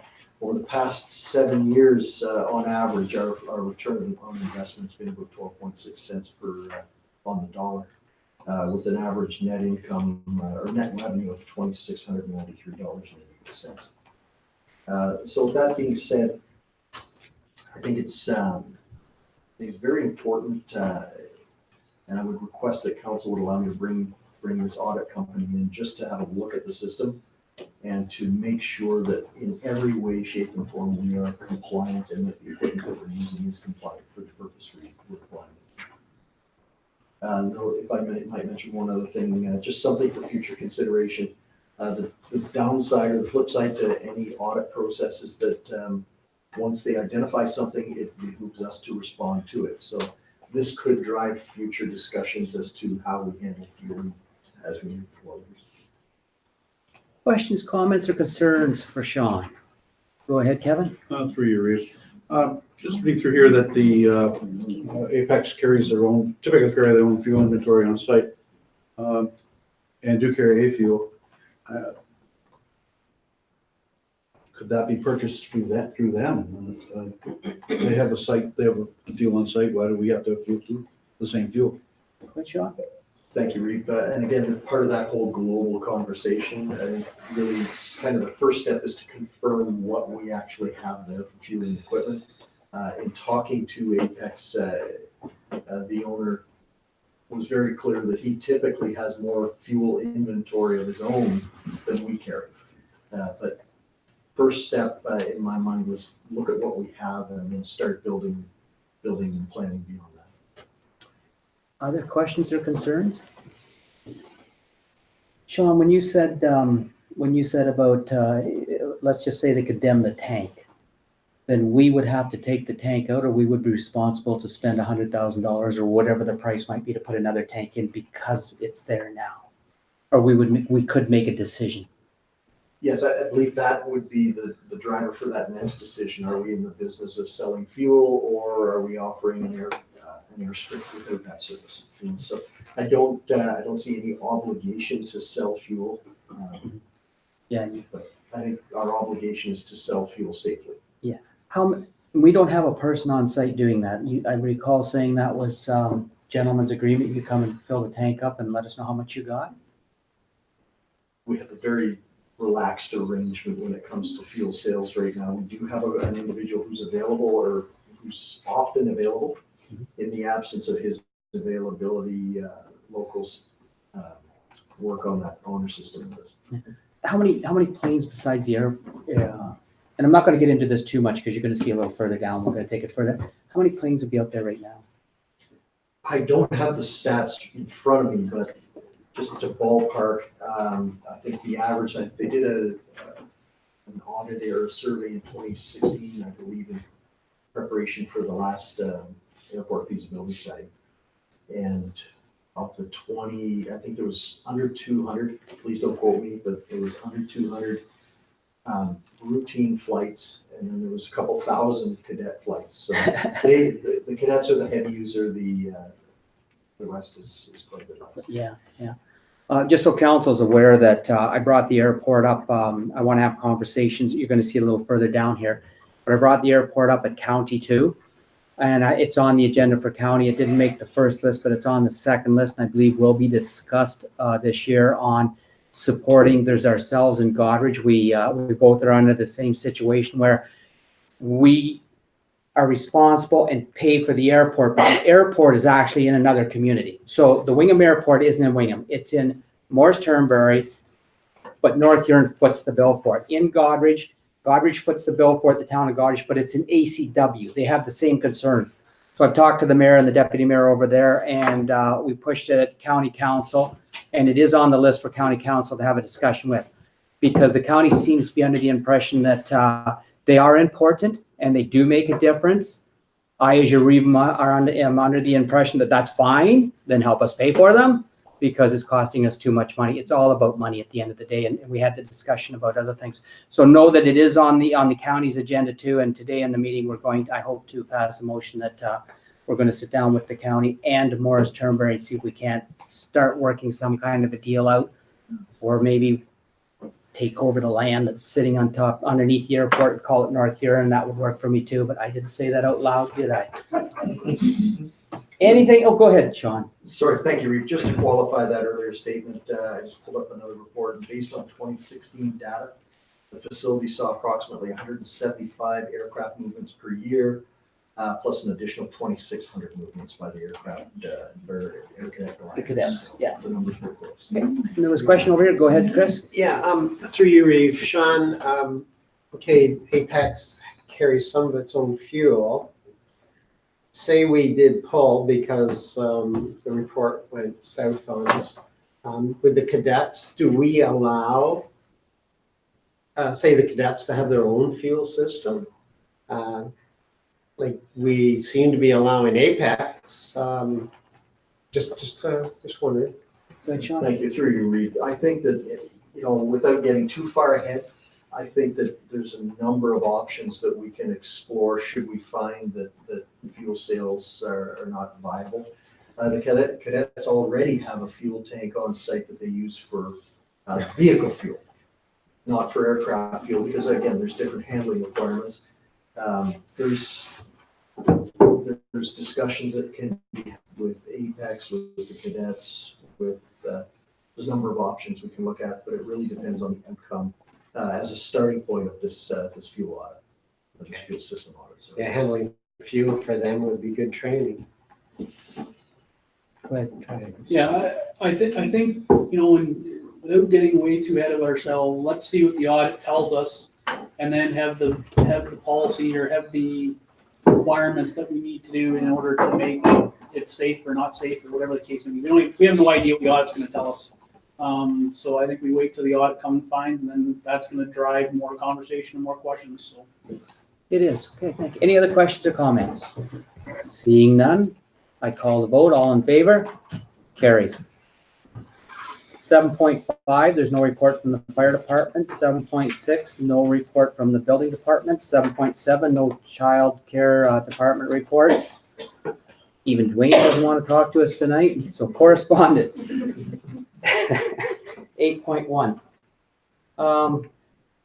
We have the closed meeting investigation report that came before you folks. This is to do with, there was again a complaint lodged, I believe, by a former counselor thinking that we weren't doing our closed meetings properly. Would any of the counselors like to talk to this, or what did you think of the report and how things went? Go ahead.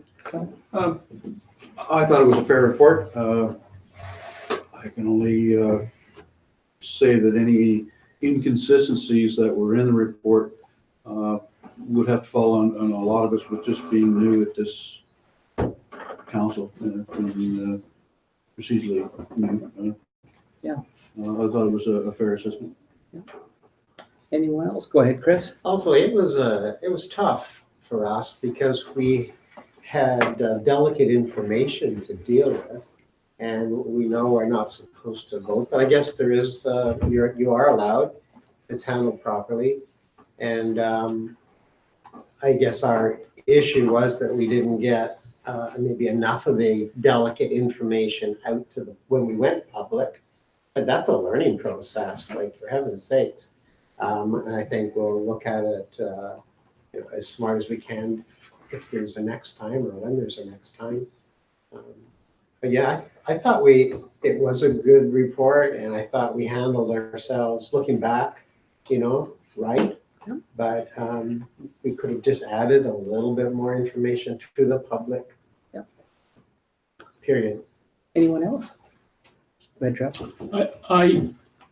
I look at this report and I look at these reports as learning tools. And I would, in essence of looking at this report, this council and the new councilors that were associated with this closed meeting investigation should be proud of themselves about how they conduct themselves within the meeting. Nothing of this would suggest to me that there was nothing of concern from a municipality perspective, from a public perspective. Is there things that we could clean up? Absolutely. And that's one of the things that we get out of these reports. The one concern I would say is that we have to be careful about who the complainant is. And it really doesn't matter. In essence, the complainant is the complainant. The complainant who makes the complaint has a reason. They have a viable reason in their opinion. They should be determined in that way of that they're a complainant and let the complaint go where it lays. Where we need to understand, and goes back to the conversation about these closed door meeting investigations, they are expensive. They're quite expensive, actually. So, we need to make sure that when we get reports like that we have facts and we have understanding, we understand the issues, because if we have a fact of this particular case and we have another one of similar nature later on a similar instance, then the question becomes are they doing it in a fallacious manner and it costing the taxpayer more money than it's required? And if that is the case, then then we may have options to deal with that type of stuff. But in essence, I'm not upset at the complainant. I think it's, from our perspective, we need to understand that, as a new council, and in this particular instance, this was a very delicate issue from a municipality perspective. You're going to get closed meeting investigations and stuff like that as in every delicate situation, because they want to make sure the municipality is doing everything in their power to make sure it's open, it's transparent, and they know what's going on as it relates to the end result. That's what open government's supposed to be about. And if we don't have it, that's where they believe and they don't understand the closed meeting protocols. So, I think we just need to take it as information. I think we've done an excellent job to try to make sure the public is well informed, but also understanding the delicate nature of what we were dealing with at that present time. So I think councils can take ownership in the fact that this report is not a glaring omission that we did anything glaringly wrong. Is there things that we need to clean up from an administration perspective and a council perspective? Absolutely. And we take it at that and we move on. So I just want to make sure that we're not pigeonholing complainants as a bad thing, because it's not. That's the nature of being a complainant, and that's the nature of the municipal government that you run in today, is you are an elected official and you are going to get complained upon, period. Any other comments, questions? I'll just finish it off myself then, stating the fact that we are a new council. Trevor only has 4 years and I have a previous 4 years before him. So we've got a good track record. They have hit us left, right, center, up and down, and every report has come back that we're fine. We're doing a little misstep. Everything is fine. You guys are doing a wonderful job. And that was a delicate one, and no decision was made, and we did handle it properly, and we did learn from it. The most important thing is we learn from it, right? That's the way I look at it. Nobody died and we learned from it. It's a great day. Having said that, I'm going to have to agree with Trevor that it shouldn't continue on like it has. It was never like this when I was on council before. But no matter what you do, somebody's not going to be happy. And that's just part of politics. That's just part of being a manager of any business you're going to ever have to run in your life. It's just part of life. But you guys are doing a great job. We're only about 6 months into this. We've been hammered left, right, and center by a couple of people, but we've come through and we have learned, and we're a good team, and we got a great staff, and we will march forward. So I'm not going to tell you that it's not going to happen again, but surely not. It's going to slow down a bit. Having said that, let's move on. Oh, sorry. May I have a motion in favor? Oh, here's the motion right here. My young friend tells me that the Council of Township of North Huron hereby direct the staff to incorporate the recommendations by Arid Burles in their closed meeting investigation report regarding best practices related to the closed meeting administrative process. Do I have a mover? Anita? Seconders, Rick. Questions or comments? All in favor? Passes. And just to the public out there, you can actually go on our website and you can read all the information. Just have a glass of water in a couple hours.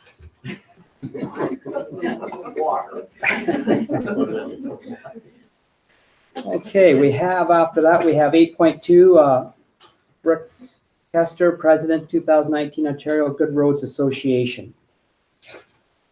I'm not sure what this one's about. Go ahead. Oh, so, go ahead. So Reed Bailey, this is, this will be new to the board here, or to the board, to the council members here.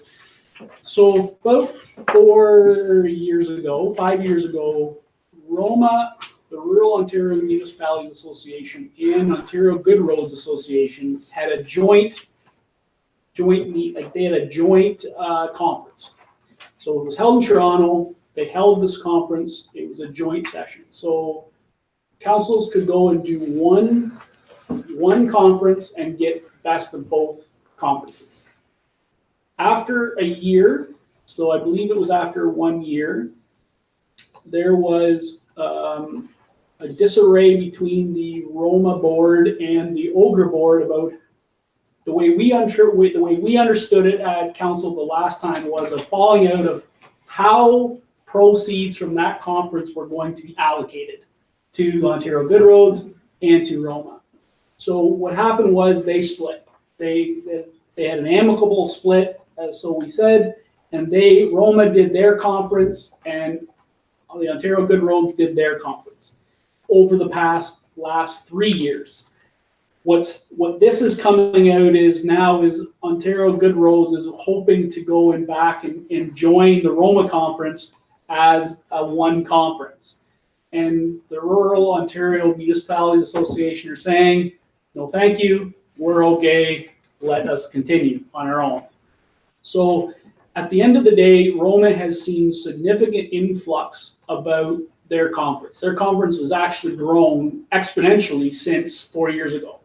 And I don't know because I haven't been, but based on the information that I'm reading here would dictate that the Ontario Good Roads Conference is going the other way and not being as because it is very difficult to have two conferences and municipalities have to go to those conferences and municipalities don't have a lot of budget now to send staff to two conferences. So, and counselors and reeves and that type of stuff. So, from my perspective, I don't think, and this is my opinion, Reed Bailey, but this is not a perspective where I would like to get involved in the discussion between Roma and OGRA. Let them battle it out and figure out how they're going to show and provide the services that we need as municipalities for information on Good Roads and Roma. But from my perspective as a municipal councillor and the deputy reeve is the best opportunity would be for you guys to settle and figure out your differences and join together. That's in the best for both municipalities of all sectors because then we can all go to one conference as opposed to two. But I don't think it's in our power to either request or deny or provide option to somebody to push both somebody to let OGRA go on to Roma. If Roma doesn't want them there, that's not our position in order to force them to do that. I don't think that's our right. They're an association with membership and they've done an excellent conversation. I'm not saying OGRA is bad or what there's bad about OGRA, but they need to work out their differences in an amicable way and not within the municipality sector. We don't have to worry. We shouldn't be getting involved in that in my mind. Having heard that from the person that actually has been around longer than the rest of us, Deputy Reeve Sipes, well, I'm inclined to agree with them. We'll let the big boys fight it out. For the public out there, those two organizations that Trevor spoke about, we're to go talk to them and they're telling us at meetings and then they're supposed to take it to the federal and provincial government. At the provincial level, they're not doing a very good job right now. So I'm in agreement with Trevor unless there's any other comments or questions. I say we just let that one slide and they can come to an agreement on their own. They're big boys. Any other questions or comments? Seeing none, let's move on. We have the Reeves activity report. So it's been quite a busy little time. At the county, I spent 3 days last week at the county. We're working on the 4-year plan for our council there and what we want to work on. And as you may find this a little hard to believe, our biggest concern seems to be funding. coming from upper tiers. And where and how to spend our money and how to make moves that are going to be beneficial for all of us. We came up with a list. I did keep the mayor and deputy mayor and myself kept the airport on the list. It went to the second category though. The first one, there's 4 other subjects which they'll be coming out with, I believe, tomorrow at the meeting. But they do want to sit down with us. They believe the airports are important. But again, if they believe it's important, then they've got a bigger checkbook than North Huron does, and they need to help us. And Godrich is, as I said before, is in the same situation. So we'll be meeting. We've had several meetings besides that. Nothing really to report right now, but your council is a very busy council right now. I can tell you that. So that's going to be all there is for the Reeves report.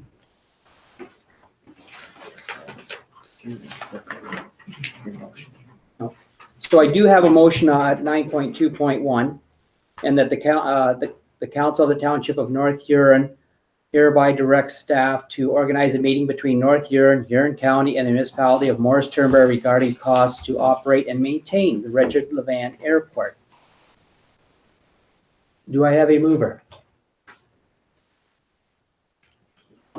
Rick McBurney. Do I have a seconder? Kevin Faulkner. Okay. Trevor, I'm going to switch places with you. I'd like to talk to this.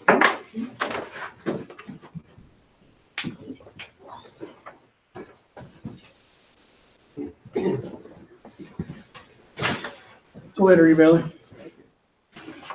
So, as I've stated for many years, it's $100,000 the cost to North Huron from the Dick Levan Airport. The Dick Levan Airport was put there when Dick was going to build his new factory out there, and he came before Morrison Turnberry in North Huron. At that time, it was the Wingham ward, just simply Wingham. And he said, I'll build this new factory anywhere in the world I want because I'm a worldwide organization, but I'll keep it in my hometown. Well, what I want you guys to do, and we can have people come and speak to this, we're at the meeting. I want you guys to shake a handshake agreement that you're going to get along with each other, and this was during the amalgamation times, and you're going to amalgamate. Now, I'm going to put this factory, it'll have 300 employees there, and it will cost $300,000 to run the water and sewer out to it. So I do believe, and I'm still having it checked out by my staff, but I believe Wingham paid $350,000 to run the pipes out. The new facility went up in the airports there. Amalgamation came along, and it didn't quite go the way we all thought it would be, but Wingham has put $350,000 into that and received no tax benefits from it. We paid for the airport, and I believe everybody helped pay for the airport. My ongoing problem is, no matter how you cut, and I want to touch on one other subject. Everybody says that the land around the airport is to pay for the airport. That is a direct lie. That land was supposed to be developed, and it was supposed to be commercial, and we're going to have little people building little houses all around the airport, et cetera, et cetera. So that never happened either. But at the end of the day, it's still costing North Huron $100,000. If the county thinks it's worth keeping, then they should help us pay for it. If Morris Turnberry think it's worth keeping, they should help us pay for it.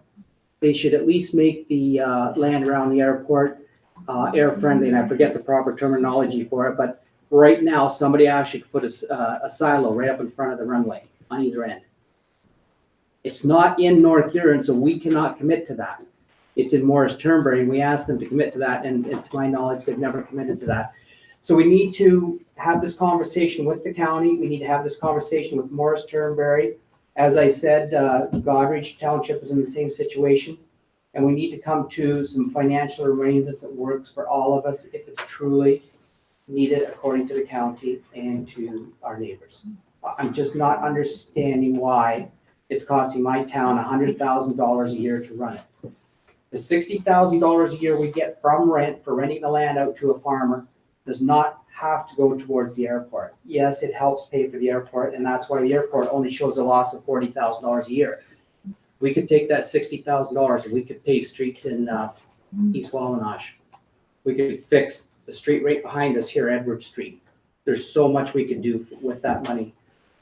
So I'm asking for your support to move this forward. And as I said earlier, it's already on the radar of the county. I managed to get them to want to have a look at it with us too.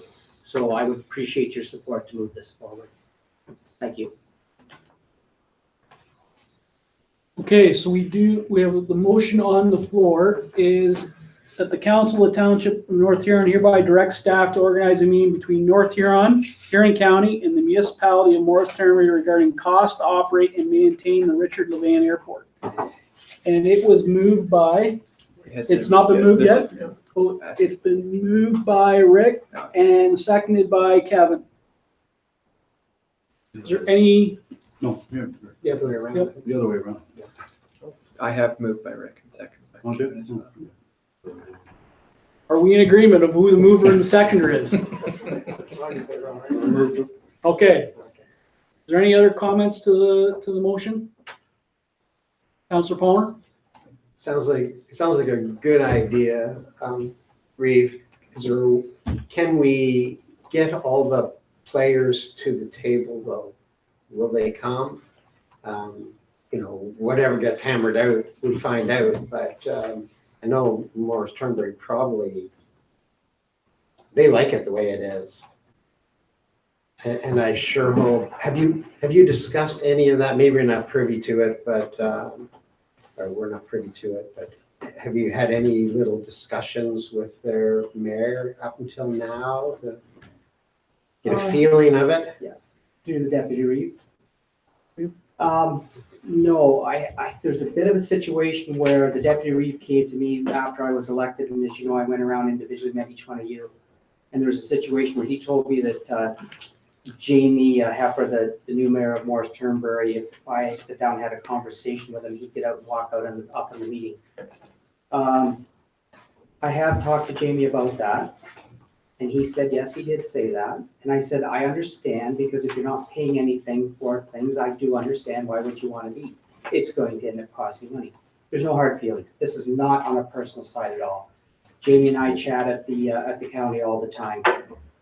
Yes, we've had 6 months now to get to know each other and understand what's going on. And as I said, the county has this on their list as a priority. So I'm going to say yes, we will be sitting down with them, definitely with the county and definitely with Godrich, because this is a situation where everybody gets involved. I wish I could tell you it was different than that. I can work with just about anybody. I can work with anybody, but they have to be willing to talk to me. And I'm sure we can make arrangements for that. Understanding that if they're not paying for anything now, why would they volunteer? Because Mr. Ford's not being nice to any of us. It's just not North Huron County to take a beating too. So, but having said that, yes, we can move forward. We will have those meetings. I'm glad there's another situation with Godrich. We're not just the only ones. So, so that's a way of working together with their situation too, and maybe coming to an equal opportunity. Mm-hmm. Councilor Heffer? Yes, when, I take it that this meeting we'd be all together? Or is it just gonna be Reeve and Deputy Reeve and mayors and other? It'll definitely be staff, through the deputy Reeve. It'll definitely be staff. I'm fine with, I would like both councils to get together. I'm fine with that, but then we have the county involved, but I don't see any reason why both of our councils cannot sit down and have a discussion about this and other things. You actually passed a bylaw allowing me to look into, our agreements with our neighbors, which is also Central Huron, not just Morris Turnberry. And I've asked for different information to come forward so I can work on that. I have a confession to make. I'm not 30 anymore. I'm not moving as fast as I would have back then, but I am working on it. And again, I want any decision this council makes to be based on fact, not coffee shop talk. I can't stress that enough. And so we need to have the facts of the agreements that we have now and have a proper business discussion when both council meet. But I would be quite open to having whole councils meet. Councilor? Yes, I think there's 5 of us here that do not know anything about the airport. And I'd really like that we can get info, like there's 2 meetings that are on here. You can go back to back in 218. I just like winter that we know what's going on, like things that are going on, you know what I mean? Like, Yeah. just, so we're not going in there not knowing. So yeah, I think council needs to understand that staff are not going to set up a meeting and not have council have the information ahead of time. So you're gonna have information ahead of time about what has been discussed, what has not been discussed, what is fact, what is ideal.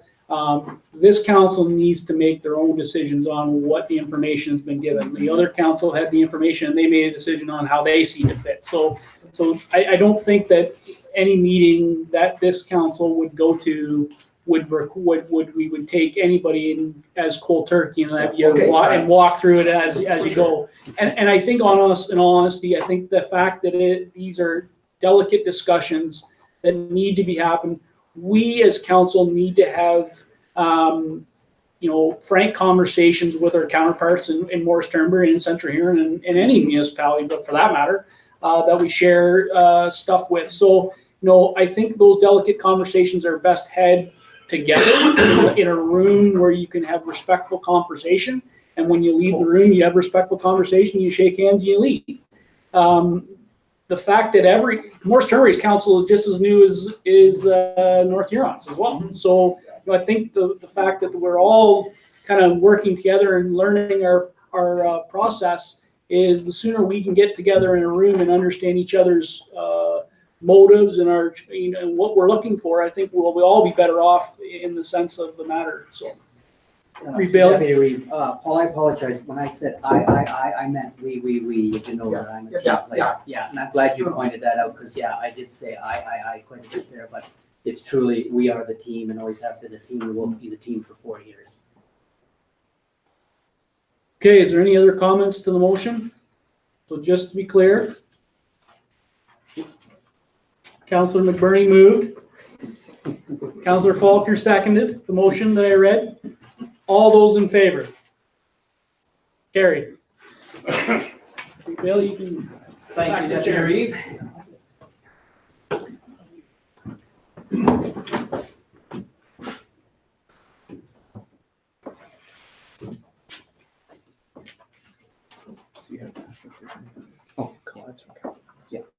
So 9.2, the top of the page here, council member reports.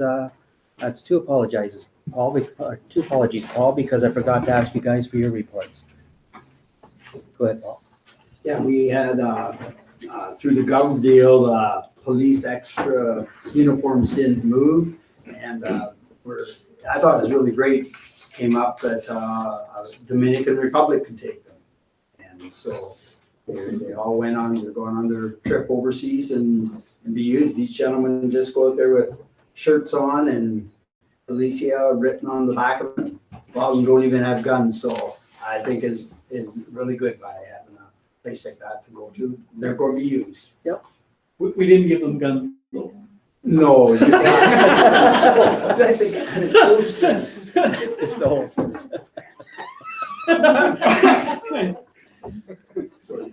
No, that's okay. We thought we found one in there. Any other councillors? Trev, go ahead. I did want to mention today was an excellent day for the Huron OPP. Councillor Van Hittersum and Councillor Heffer were in attendance today for Operation Freeze. So Operation Freeze is a joint partnership between Circle K, Gas Bar, convenience store, and Max.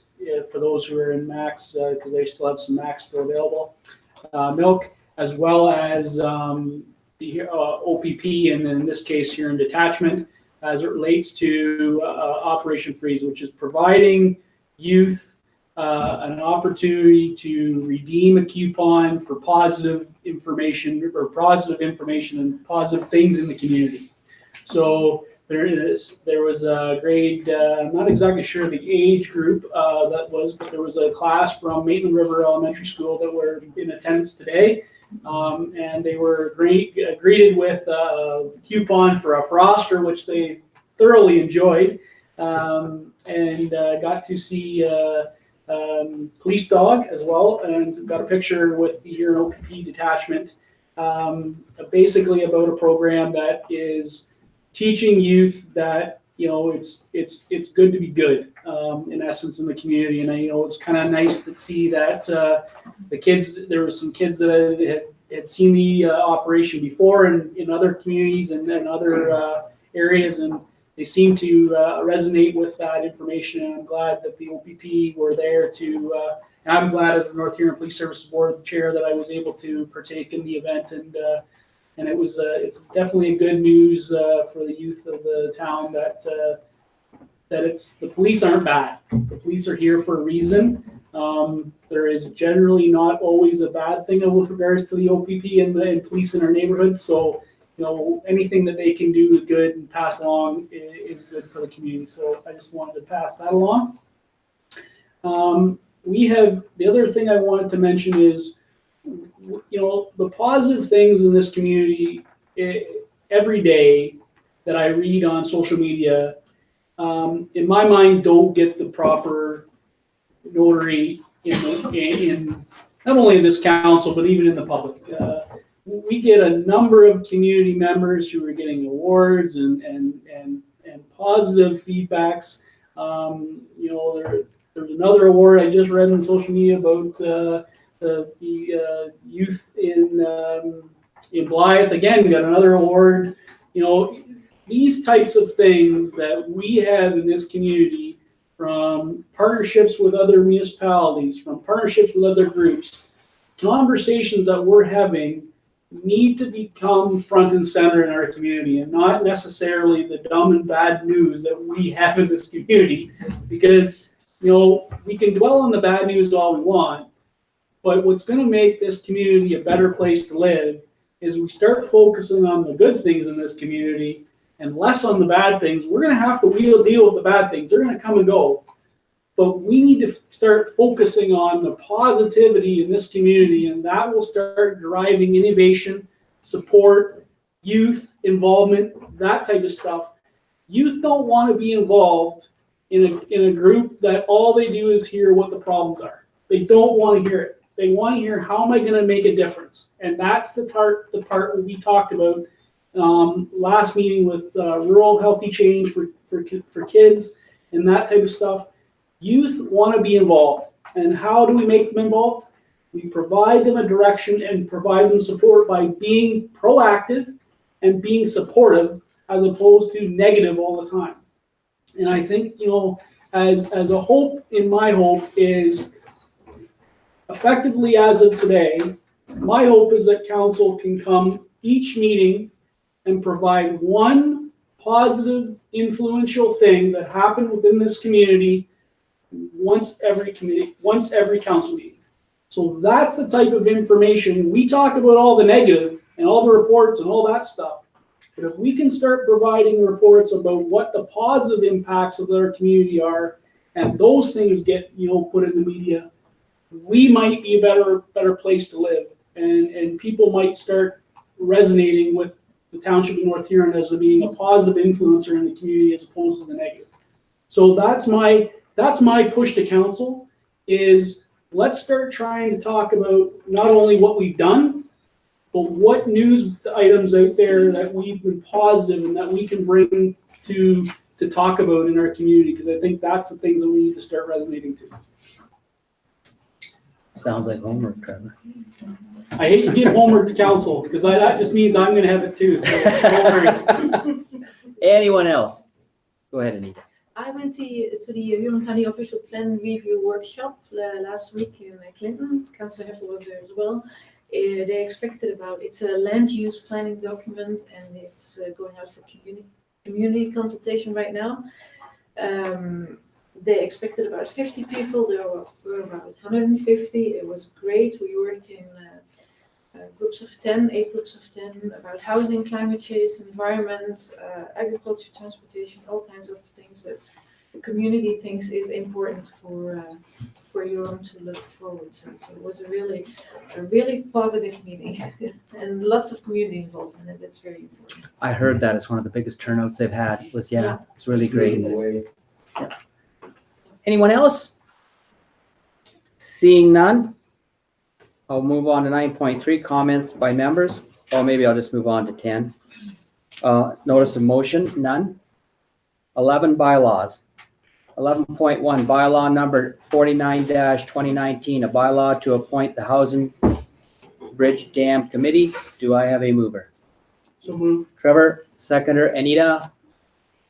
Any questions or comments? All in favor? Passes. Bylaw 11.2, bylaw number 20-2019, a bylaw to authorize the Green Jobs Initiative funding agreement. 50-2019, my apologies. A bylaw to authorize the Green Jobs Initiative funding agreement. Do I have a mover? Paul, seconder. Chris? Any questions or comments? All in favor? Passes. Bylaw 11.3, bylaw number 51-2019, a bylaw to adopt the North Huron Museum Committee terms of reference. Do I have a mover? Paul, do I have a seconder? Kevin? Comments, questions? Seeing none, do we approve? Passes. Announcements. The next regular council meeting will be held Monday, June 3rd, 2019 at 6 o'clock at the North Huron Council Chambers. And the next police board meeting will be held Tuesday, June 18th, 2019 at 7 p.m. here in the Chambers Commerce. 13, other business. Does anybody have any other business? Seeing none, there's no closed session tonight. Mark that one up on the wall. 15.1. Bylaw number 52-2019, being a bylaw of the Township of North Huron to confirm general provisions, actions of the Council of the Township of North Huron, and that the bylaw 20-2019 be a bylaw to confirm the May 21st, 2019 actions of the Council of the Township of North Huron be introduced, read a first, second, third, and final time, signed by the Reeve and clerk and engrossed in the bylaw books. Do I have a mover? Chris, seconder. Rick, all in favor? Passes. Adjournment. The Council of Township of North Huron agreed that there being no further business before council, the meeting hereby adjourned at 8:10 p.m. Trevor, Anita, all in favor? Thank you kindly.